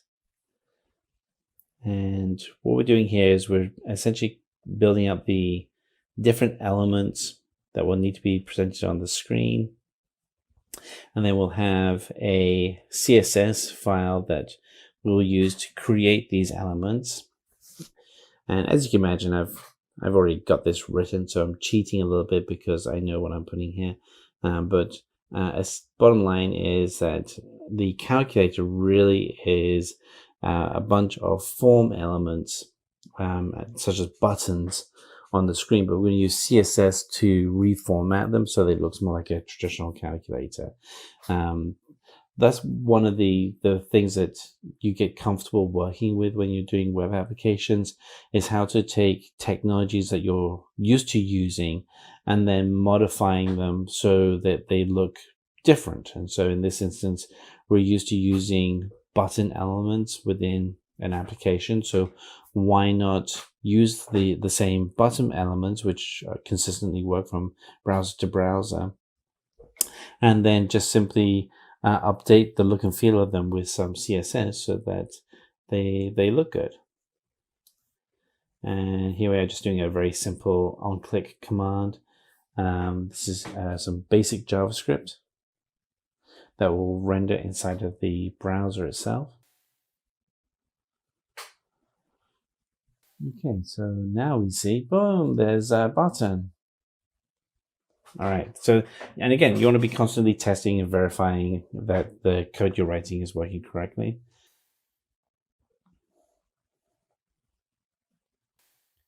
And we're going to do another button, and this is going to be the delete button. So we're going to start building out our different buttons here.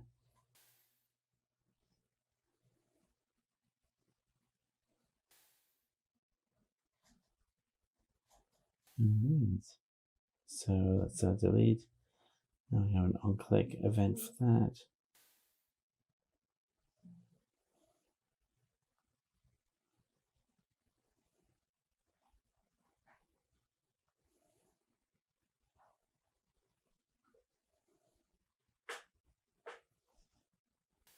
Okay, we're just doing some formatting here.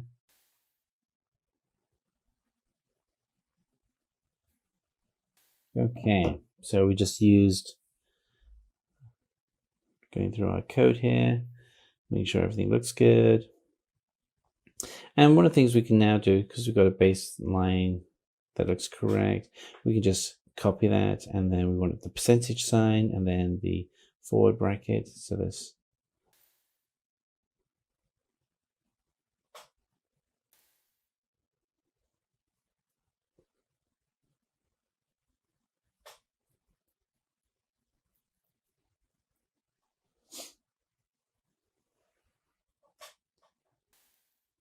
So it gives us 2 buttons. So we have a new row here.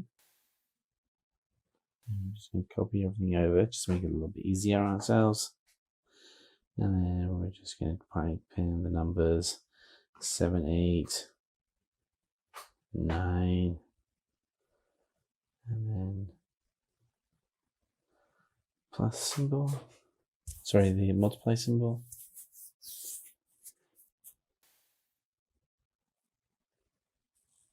And we'll be able to move these into multiple rows here in just a moment.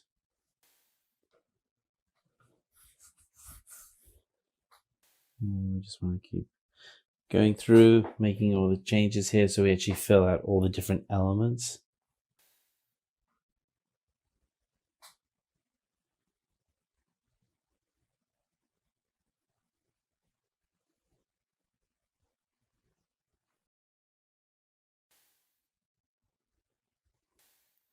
So as you can see, most of this isn't really complex. It's just the use the word fiddly. Yeah, I guess again the fiddly parts of putting this content together.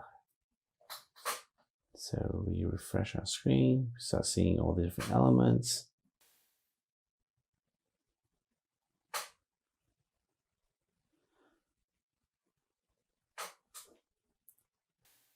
Okay, looking good. We'll have to come back and make some updates to our CSS class names. And then we do our final 3 buttons across the bottom.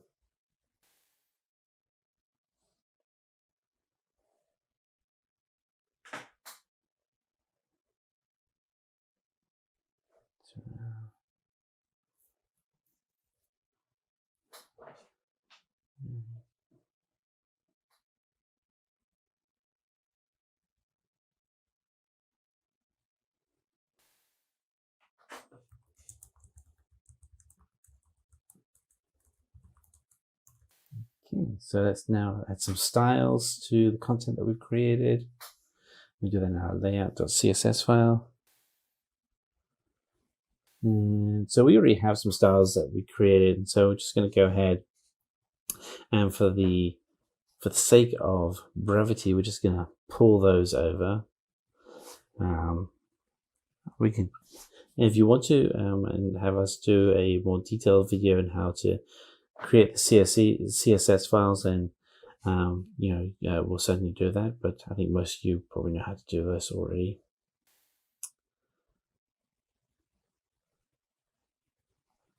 All right, so here's our CSS file. And so we have our calculator, our keys, our buttons, and the different types of button here. So we can just copy these all over. And so these all have the background color, the border color, etc., etc. And so when we do that, ta-da, here we have our buttons for our app. Easy way you know how.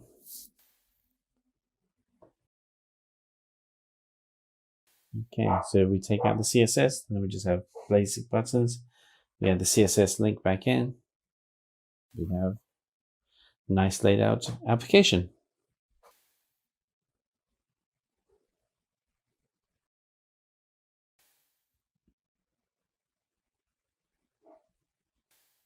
So we've got a couple of areas that are still missing. We've got the results screen and the default logo. So let's go ahead and add that information in.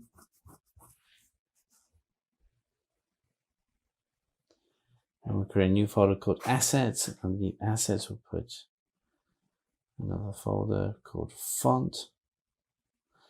And that'll be where our fonts will be. Then we'll create another folder and we'll call this one images.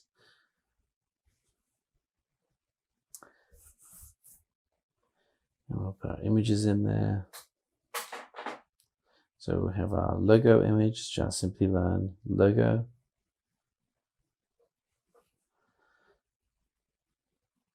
And then for layout, we can then just reference that in our image reference.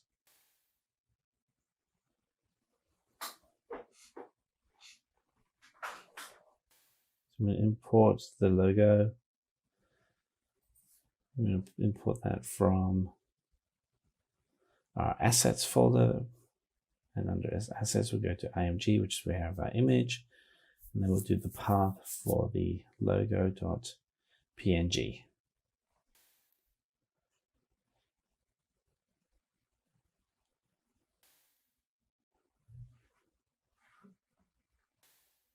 So we'll move this. And then we'll do source. And we'll do the source is from our logo variable, which is has the import of the image. So we'll put the width. And we happen to know it's 150 pixels, and there we go, it's 150 pixels wide.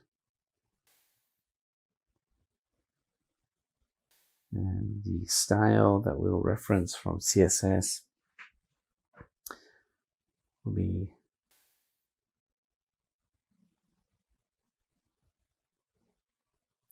block.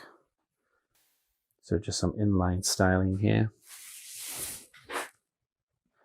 Generally, normally do this. I normally have all my styling in my CSS folder, but in this instance, because we're just putting up a solution, I want you to be able to see that you can actually do this inline.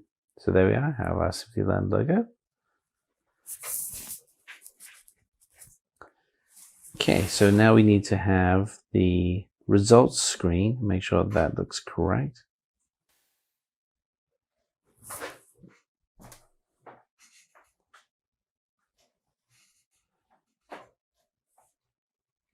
Okay. And so we're going to create a new folder, and this is going to be called our output.js file. And this is going to control the output in that blue screen. We're going to import our React objects.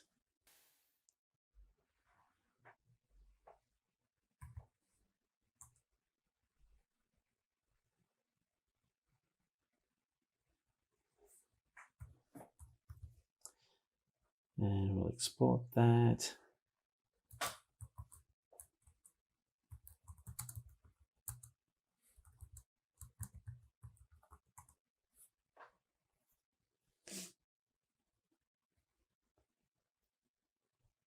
And we'll put a new file called output.row.js.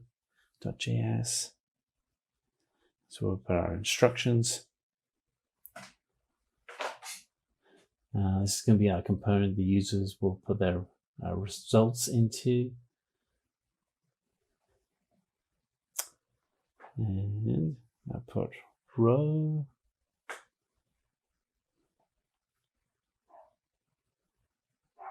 And we're going to put our instructions here. So we're going to like export default output row.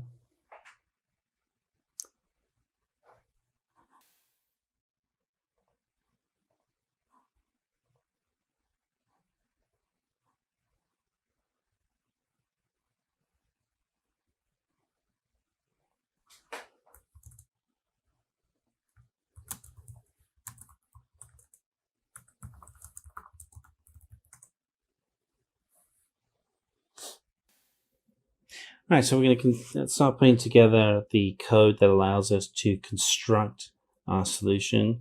We're going to update the output row.js file, and we're going to add in our return value.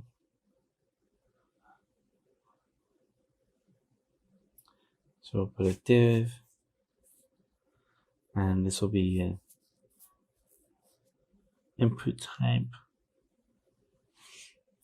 So essentially we have a text field that will be read-only at the top of our calculator. And here we see our text field here. And that will allow us to be able to put in our values.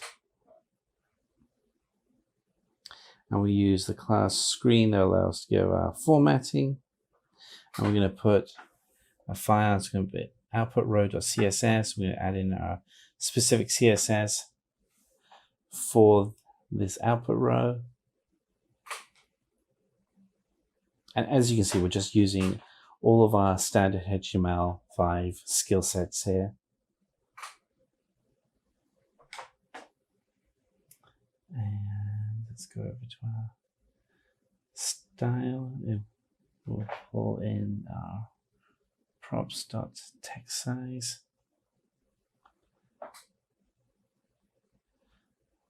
And then the default value. And so this is going to align with our, go to our CSS file and we'll update that.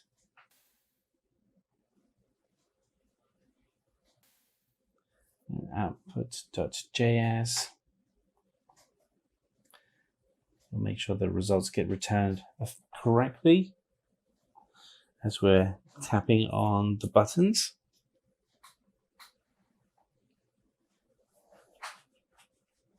And so this will pull in our output row.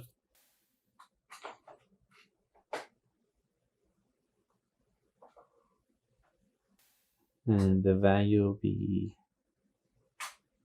we'll put our text size for output flow here. And we're just going to put some sample CSS styling here. Nothing too crazy.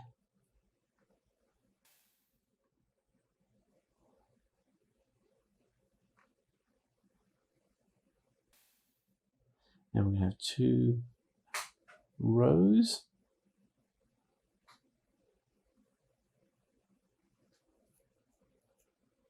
Save that.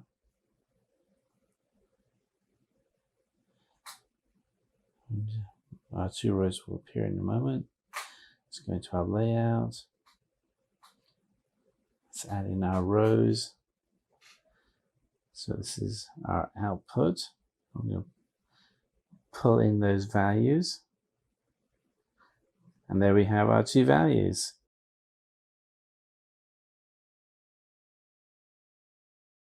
And so we can apply some CSS styling to this. So the top row will be the calculation broken out as we've written it, and the bottom row will be the results. And let's go into our CSS file here. We're going to copy over some CSS, and you have some font styling. We have our screen class name. There's our screen here. Again, this is nothing, no rocket science here. If you've done any CSS editing, you'll be familiar with what we've done here. And you see that we're referring to a font asset. We don't actually have the font in there. We'll have to pull that font over. And it's just a TTF font, true type font. You can use any of the internet fonts as well. Google has a massive library of fonts. And there we are. We're going to change the size of our font so that the second row, the text is a little bit bigger. A little bit small. And we don't have anything wired up yet. We'll do that in a moment. That'll be the easy part of this assignment. All right, so let's go over and now layout.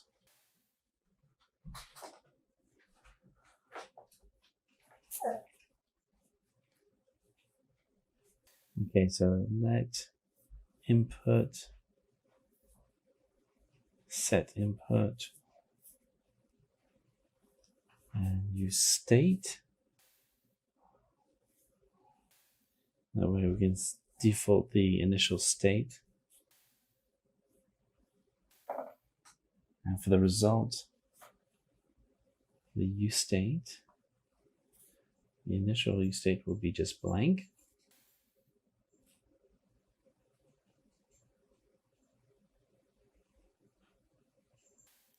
There we go. Just what you'd expect to see. So the results are blank, and this is just when you run the app for the very first time.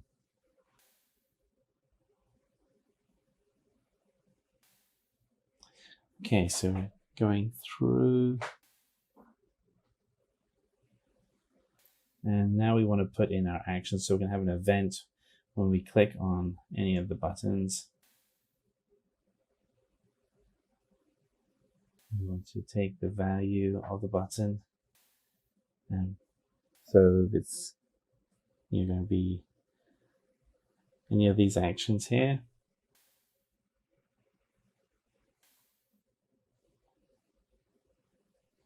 And we're just going to put together our script to do the calculations. So as you can see so far, we've put most of this application, most of the hard work has been setting up the base React application, putting together the different files and folder structure, making sure we have the correct assets such as images, fonts, CSS files, laying out our core structure in HTML form elements. And now the part that we're doing at the end here is putting together the script that will actually do our calculator events. And honestly, this is going to be we've got this running here. It's just JavaScript. So there are lots of JavaScript calculators on the internet. So you can actually take any of those and use those as a base for what we're doing here.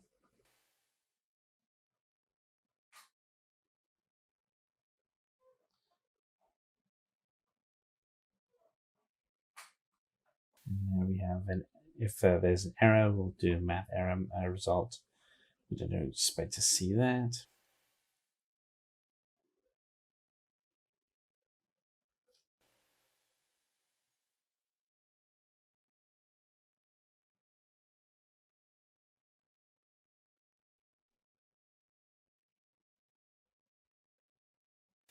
And we'll just keep putting together our code here.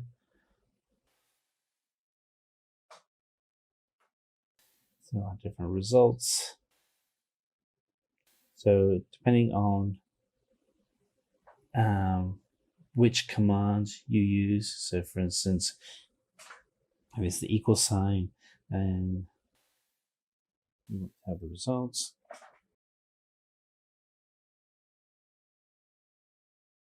So we're using the value to actually then trigger what we would actually be seeing in which screen.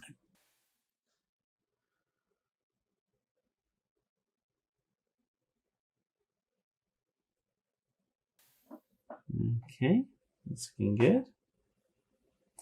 So we'll capture our value, and this is all concatenated together. And if there are any error messages, so if the value is C from the button, so if we select C, so we want to set the input to 0, which is to reset the screen.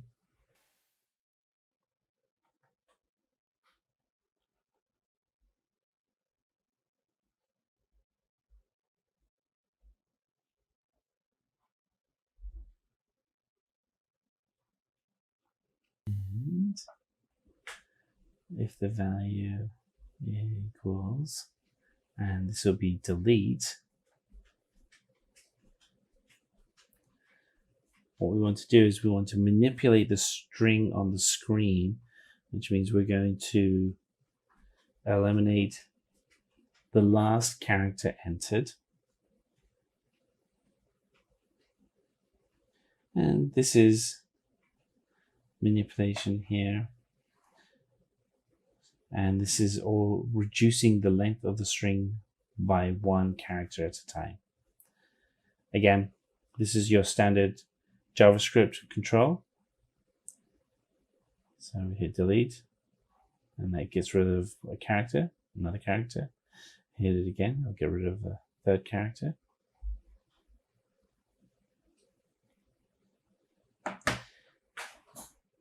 And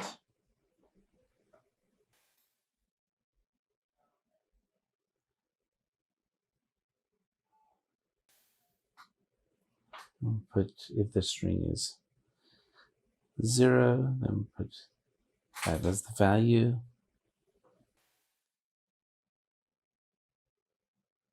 All right.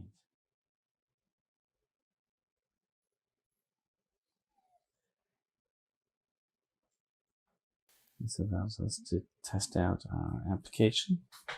All looking good so far.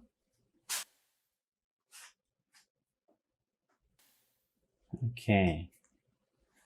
I want to make sure that we're then calculating our values correctly. And here we have the display and the input. It's all coming from here, our output class.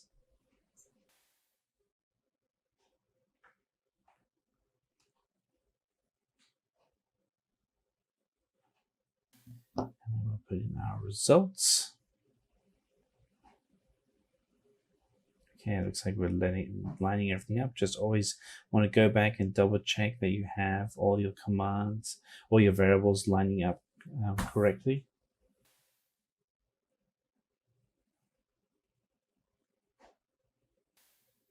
Eliminate those.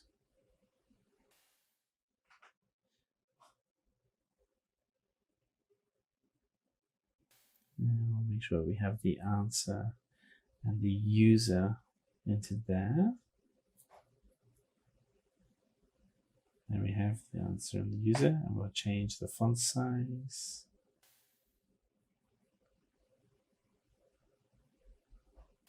You save that.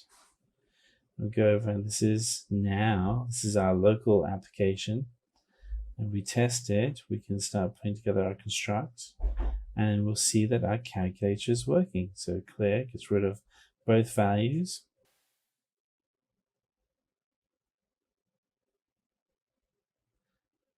Everything's looking pretty good. And here we have our first application, and this is the sample application. This is the application we just wrote. Here is the original application that we were testing against. And as you can see, everything lines up correctly. And so you've seen how in just 45 minutes, you can actually write out your own ReactJS application with NodeJS. And so we terminate the application. So this is the one we just built.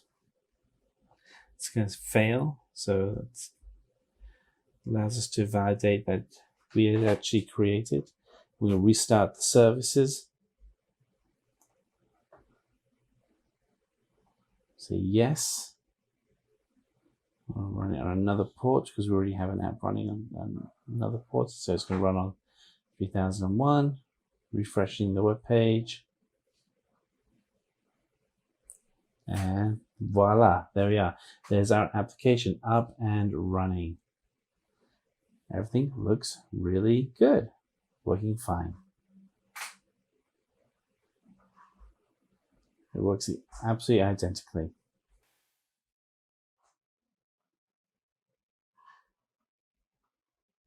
Now, if you want to, you could actually then take this application and make it a native application as well. Right now, we're just using it as a web application. And we're just updating some of the CSS, making it a little bit tighter.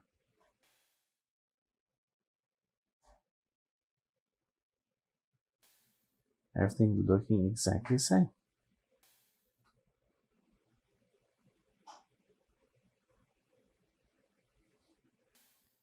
There we go. That's your app, all up and running. Welcome to this session on ReactJS interview questions. Through this session, we will explore the most commonly posed interview questions that you would face if you walk up to a developer interview on ReactJS. Let's start with going through and exploring the general set of ReactJS interview questions that would be commonly asked in an interview. The first question would be, what are the features of ReactJS? Now, right through this session, we would follow a common methodology where we would explore the question and then look at the best way in which you could have answered that question if posed to you during a ReactJS interview. So starting with the first question, what are the features of React? So React has many extensions for complete application architecture support. JSX is used with React to describe what the user interface should typically look like. React is broken into small components. So you look at the complete application you want to build, break it down into individual components, and a component is typically a piece of user interface like a function that would return a stream of HTML characters. Speedy performance is one of the core features of React, as only the updated components need to be re-rendered on the screen and not the entire page. The one-way data binding feature, on the other hand, keeps everything modular and fast. The virtual DOM is also a lightweight representation of the real DOM, which is again a feature which helps speed up performance and avoids a full page refresh and a full DOM tree shake, which really speeds up performance. So what is JSX? How do you answer this? So JSX is typically the extension used for React, and it's nothing but an extension to the JavaScript programming language, because all that you can use inside your browser for execution typically has to be JavaScript, because in HTML5 you cannot have any third-party plugins installed in the browser, and that's the reason the browser would only ship by default with a JavaScript runtime engine. So by using JSX, you can write HTML structures in the same file that would contain your JavaScript code as well, making the updates to the code very simple. So it's simple to update and make modifications to your code, because the code and the data and the business logic is all composed in a single file. So because the code and the business logic is in a single file, it makes updating and incorporating change requests to the code very simple and easy. So it's basically used with React to describe what your user interface should look like, and it's what you typically would term as the HTML template or the view. Coming to the next question, can JSX be directly read by the web browser? So web browsers cannot read JSX directly. Now why is that? Well, the reason is simple. It's because they are only built to read regular JavaScript objects, and JSX is not a regular JavaScript object. It's a React component. So for a web browser to read a JSX file, the file needs to be transformed into a regular JavaScript object, and for this there is a JavaScript API called Babel, which is internally used by React. So what do you understand by the virtual DOM that we've been speaking about in React? So React gives a very lightweight representation of the real DOM, the actual DOM structure of the page. So DOM is Document Object Model. It is an API created by W3C, and it creates an in-memory representation of the HTML elements as a inverted tree structure, a balanced tree structure, which is the fastest search algorithm when you want to search for HTML elements and do a dynamic update on them. But again, updating the basic DOM tree structure of the page causes a full page refresh, and if you only want to update a specific component, you wouldn't need the entire page to be refreshed, and that is where React comes in. It uses a virtual DOM, which is a layer on top of the actual DOM, which ensures that only a certain part of the page is refreshed, and that speeds up performance. So when the state of an object changes, virtual DOM changes only that object in the real DOM instead of updating all the objects, and this is what makes things really fast. So why use React instead of other frameworks like Angular? First of all, it's very easy to create dynamic web pages, HTML, where you can update the view or the template at runtime. The components are reusable, so you reuse rather than reinvent. The performance is great. Since you're working with the virtual DOM, you don't need a full page refresh. The unidirectional data flow makes data move one way. There's no two-way data binding by default, and that's the reason the page does not have to do a lot of heavy lifting of remembering whether the view is changing, whether the base JavaScript entity class is changing, and that saves a lot of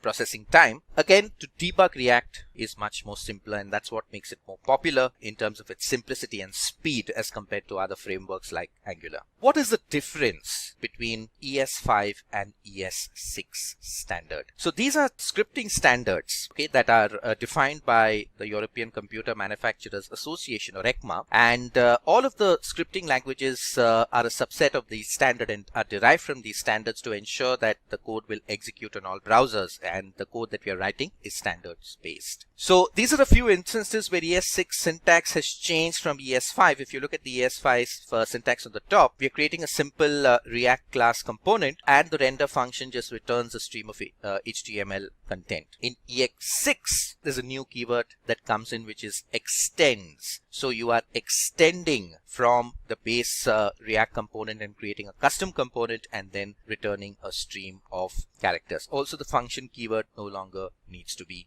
used. So the exports versus export also changes. So you use exports to export out class from a module so that it can be accessed from another module. In ES6, you simply say export and the component. require versus import. So you would require a third-party component or an API into your JavaScript file to use it. In ES6, it's replaced with the import statement, very similar to the syntax that we use in core Java. So how do you go and create a React app? First, you install NodeJs as a base platform, which you can download from the NodeJs website. Next, any text editor of your choice, could be Atom, Visual Studio Code, or Sublime Text. Third, you create a React app using a command prompt terminal. Depending on the OS you are using, the command to give is create-react space my first app. Okay, so the command that you would give to create a new React app is create-react-app space and the name of the application you would want to create. In this case, it is my-first-app, and that could be a custom name of your choice. So what is an event in React? Well, on the web, when you talk about dynamic HTML, it's all about interacting with the user. So the user performs some interaction event with the web page, which could be a click of a button, a mouse move, and these events in action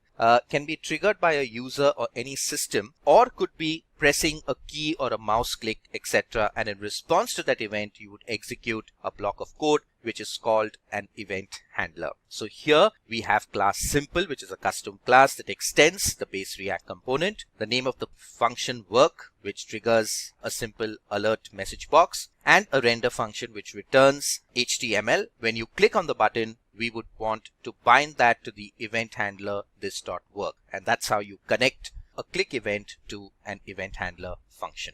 What are synthetic events in React? Well, a synthetic event is an object which acts as a cross-browser wrapper around the browser's native event. It combines the behavior of different browsers' native events into one API, which makes sure that the events are consistent across different browsers. And this brings in the standards-based development to ensure in this digital age, the code that we are creating for different browsers have consistency in terms of its execution. So here we see a function action link, we see a function handle click, which takes E as an event parameter. E.prevent default ensures that there is no error that the browser is raising in case the event function call is not directly compatible with that specific browser. So prevent default is used to suppress any browser specific errors or crashes, and a simple console.log which will log into the developer tools window which says you just clicked a link. And then we've got the return, where we are returning the view or the HTML template, where on click we connect to this event handler called handle click. So handle click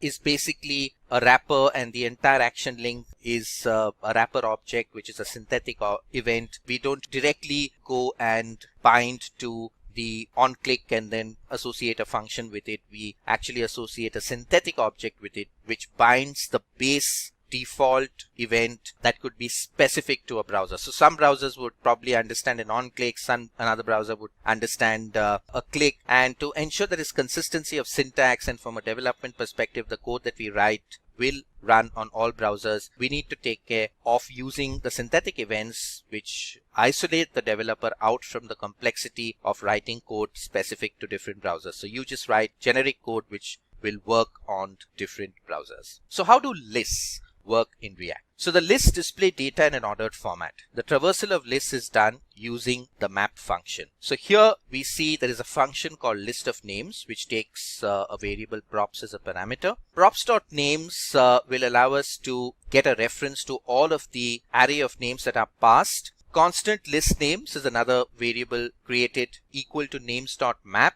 and we are using the arrow operator, which is now an ECMAScript standard, and again we are using the opening tag of the li HTML element. The key is equal to the name attribute, so the brace bracket will bind that to the name attribute. Then we just print the name itself and we close the li tag. So that's the names.map function, and finally we return in an unordered list the list names themselves. So the map function will run through and iterate over the list of names, list them in the li tag. The li tag will get injected into the unordered list and will finally get returned out as a stream of HTML elements. In the next code snippet below, we create a constant variable names. We are associating it with a set of 5 names, and we simply say render list of names, names equal to names. The moment we do that, we are using list of names as a custom HTML element, which is not system defined. It starts looking for the function list of names, passes the names array to it, iterates over it using the map function, which is an inbuilt React function, brings out all of the lists. It's very similar to a for loop that you would write for iteration in other programming languages. And then finally what you get returned in the get element by ID app is nothing but a list of simple names wrapped in a li element that are printed on the view. So why is there a need of using keys in lists? So keys are very important in the code snippet that we saw due to the following reasons. The first reason, the key is a unique identifier if you would want to search for a name in the list. It is used to identify which items have changed, updated, or deleted from the list. So if you want to perform CRUD operations on the data, you would want to search for which element do you want to update or delete or change. It also helps to determine which components need to be re-rendered instead of re-rendering all the components every time, and it increases performance as only the changed components have to be re-rendered and not all the components on the page. What are forms in React? So using forms, users can interact with the application and enter required information whenever needed. So forms can contain certain elements such as text fields, buttons, checkboxes, radio buttons, etc.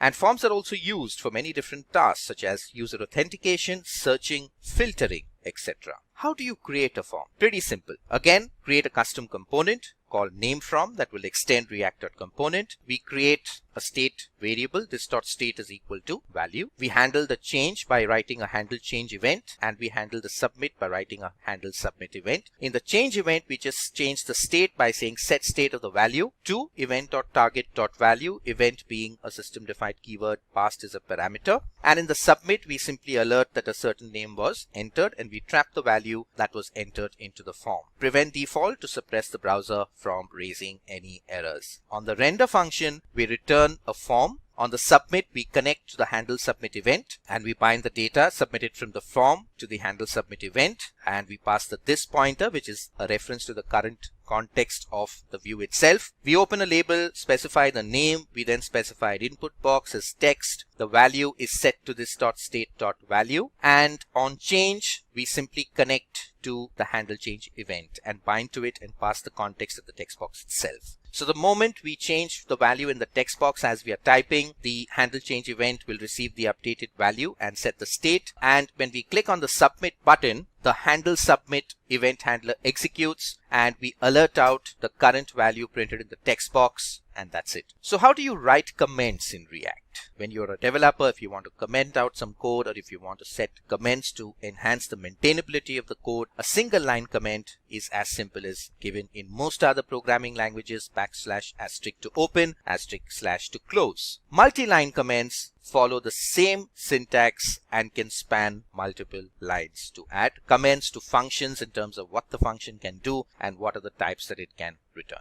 What is the arrow function and how is it used? So an arrow function is a shorter way of writing a function in React. If you look at the snippet on the top, my input on change equal to, we are connecting to this .handleChange.bind, and that's the longer version of how you can connect it to an event handler. The shorter version is on change equal to arrow operator this .handle on change. So you don't need to call the bind explicitly. You can replace that with the arrow operator and reduce the amount of code that you typically write. How is React different from React Native? So React and React Native are completely different. React was released in 2013. It's a web-based platform. It is HTML compliant. It generates HTML views. It uses CSS for styling, and it's based on JavaScript, HTML, and CSS. React Native, on the other hand, is targeted to mobility devices. It's meant to create installable apps on Android and iOS. Released in 2015, not based on HTML and CSS, and it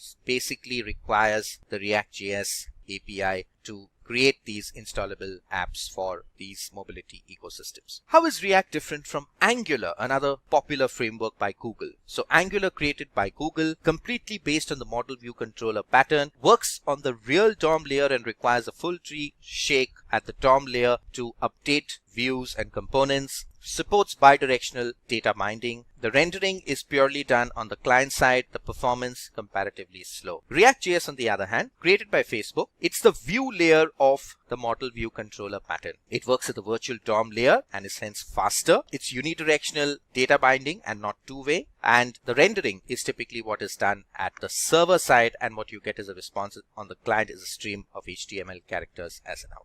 Let's talk about and discuss some questions around React components. So what are components in React? So these are the building blocks. You can think of them as Lego blocks. So you break your problem down into small parts, each part identifying a certain solution of the problem, which is what we define as a component. So they are building blocks of a React application, and a single app usually consists of multiple components. So it splits the UI into independent reusable pieces that can be processed separately. A component is essentially a piece of the user interface or the HTML view. What is the use of render method in React? So it is compulsory for each component to have a render method. If not, there wouldn't be any HTML for the component to render on your view. So the render function returns the HTML which is to be displayed within a component. Like you see on the screen, there is a class app that extends the React component, and it returns a simple h1 element called hello Simplilearn. And of course, do remember to export the app out so that it can be accessed from other components as well. If you need to render more than one element, all the elements must be inside a single parent tag like a div or a form. What is state in React?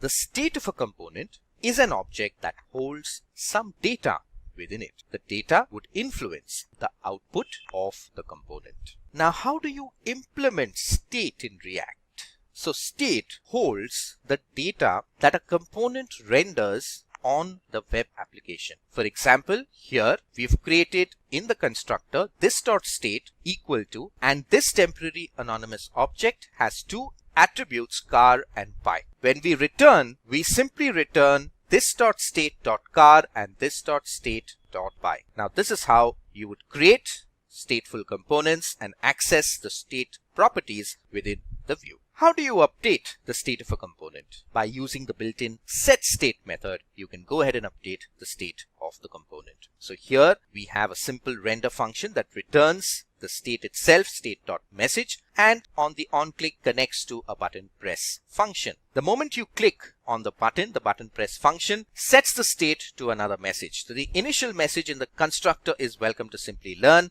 The moment you click on the button, the setState triggers and changes it to best place to learn. So the data on the view would be updated. What are props in React? Well, props is just a short form for properties, and that is what allows us to pass arguments or data to a component. Props are passed to components in the way similar to that of attributes that are passed to an HTML element. So how do you pass props between two components? So let's say we have an app.js component on the top and a main.js component at the bottom. At the top, we are trying to return this.props.car and the bike. So two car and bike attributes associated with this props of the app component. In the main component, when you look at the render function, we are associating car prop equal to a value of 1600 cc and bike prop equal to value of 150 cc. And to access it, if you look at the import statement, we are importing app from app.jsx. And this is how you can cross-access properties from one component within the other. So what are the difference between state and props? Well, state holds information about the components. They are mutable, they can be changed,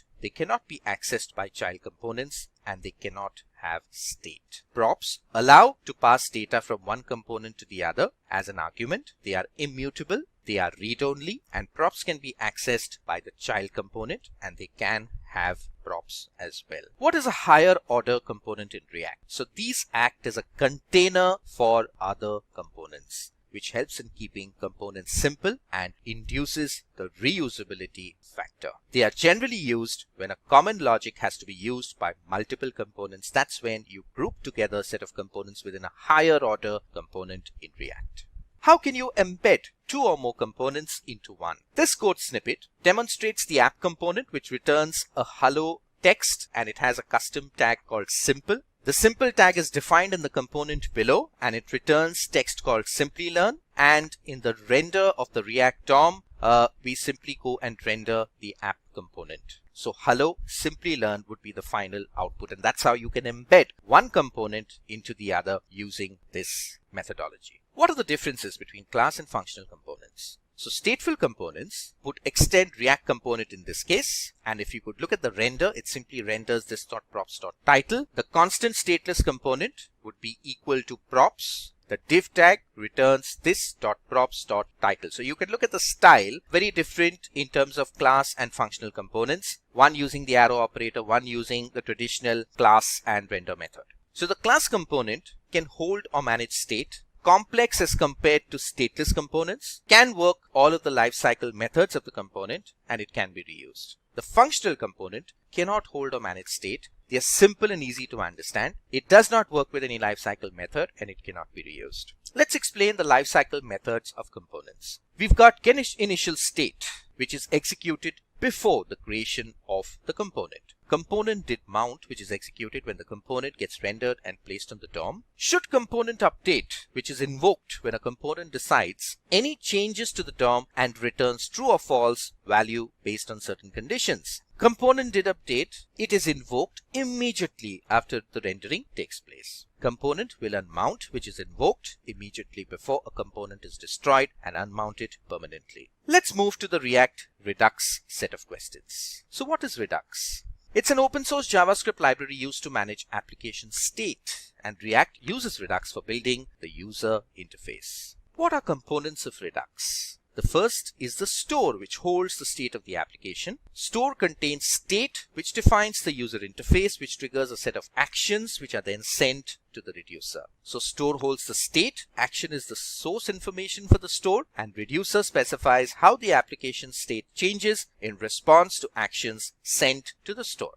What is Flux? Well, Flux is the application architecture that Facebook uses for building web applications. And it works in this way. The action is triggered, which is sent to the dispatcher. The dispatcher sends it to the store sends it to the view, and the view sends it back to the action. And that's exactly how the steps would continue in sequence. So when we trigger an action, the dispatcher will get notified. Once the dispatcher has dealt with an action, the store's listening to it will get triggered. The view gets updated when the state of the store changes. User action at the view is sent to the dispatcher to then be processed. How is Redux different from Flux? Redux is an open source JavaScript library used to manage application state. The store state is immutable. It can only have a single store, and it uses the concept of reducer. Flux, on the other hand, is an architecture and not a framework or library. The store state is mutable. It can have multiple stores, and it uses the concept of dispatcher. Let's look at some React router questions. What is a React router? A React router is a package which is used to create routing in a React application. React Router is used for developing single-page web applications. It allows multiple views in a single application by defining multiple routes in that React application. How is React routing different from conventional routing?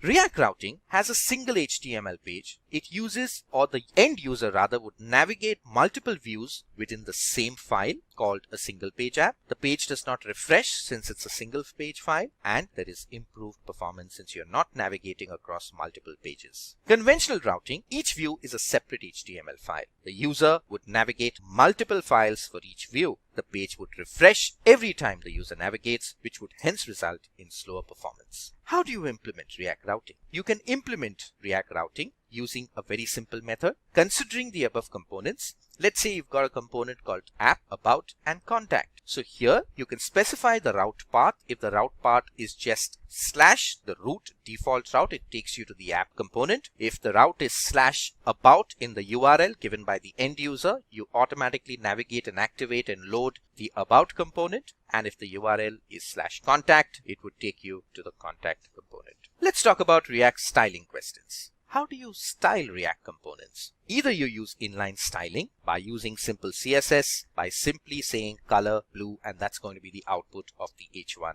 element. Or I could use a JavaScript object by specifying a constant simple style object and specifying a key pair value of color, background color, margin, font family, and apply that object as the style parameter, which would result in this styled output. How do you style React components using a CSS style sheet? So here's an external style sheet. So we've written all the styling rules in a separate CSS file, app.css. We've imported that at the top of the app.js React class, and lo and behold, you have the output simplified as generated on your page. Let's explain the use of CSS modules in React. So a CSS module file is created. .module.css is the extension. The CSS inside a module file is available only for the component that is importing it, so there are no naming conflicts. So .button is the CSS styling inside button.module.css, and that is what we've imported from in the app.js file. So when you view the button, styles.button is the styling picked up from the button.module.css file. Alright, so that is it for this complete React crash course. If you liked the video, give it a thumbs up and hit the subscribe button and the bell icons to never miss an update. Thank you for being here, keep learning and stay tuned to Simplilearn. Hi there, if you like this video, subscribe to the Simplilearn YouTube channel and click here to watch similar videos. To nerd up and get certified, click here.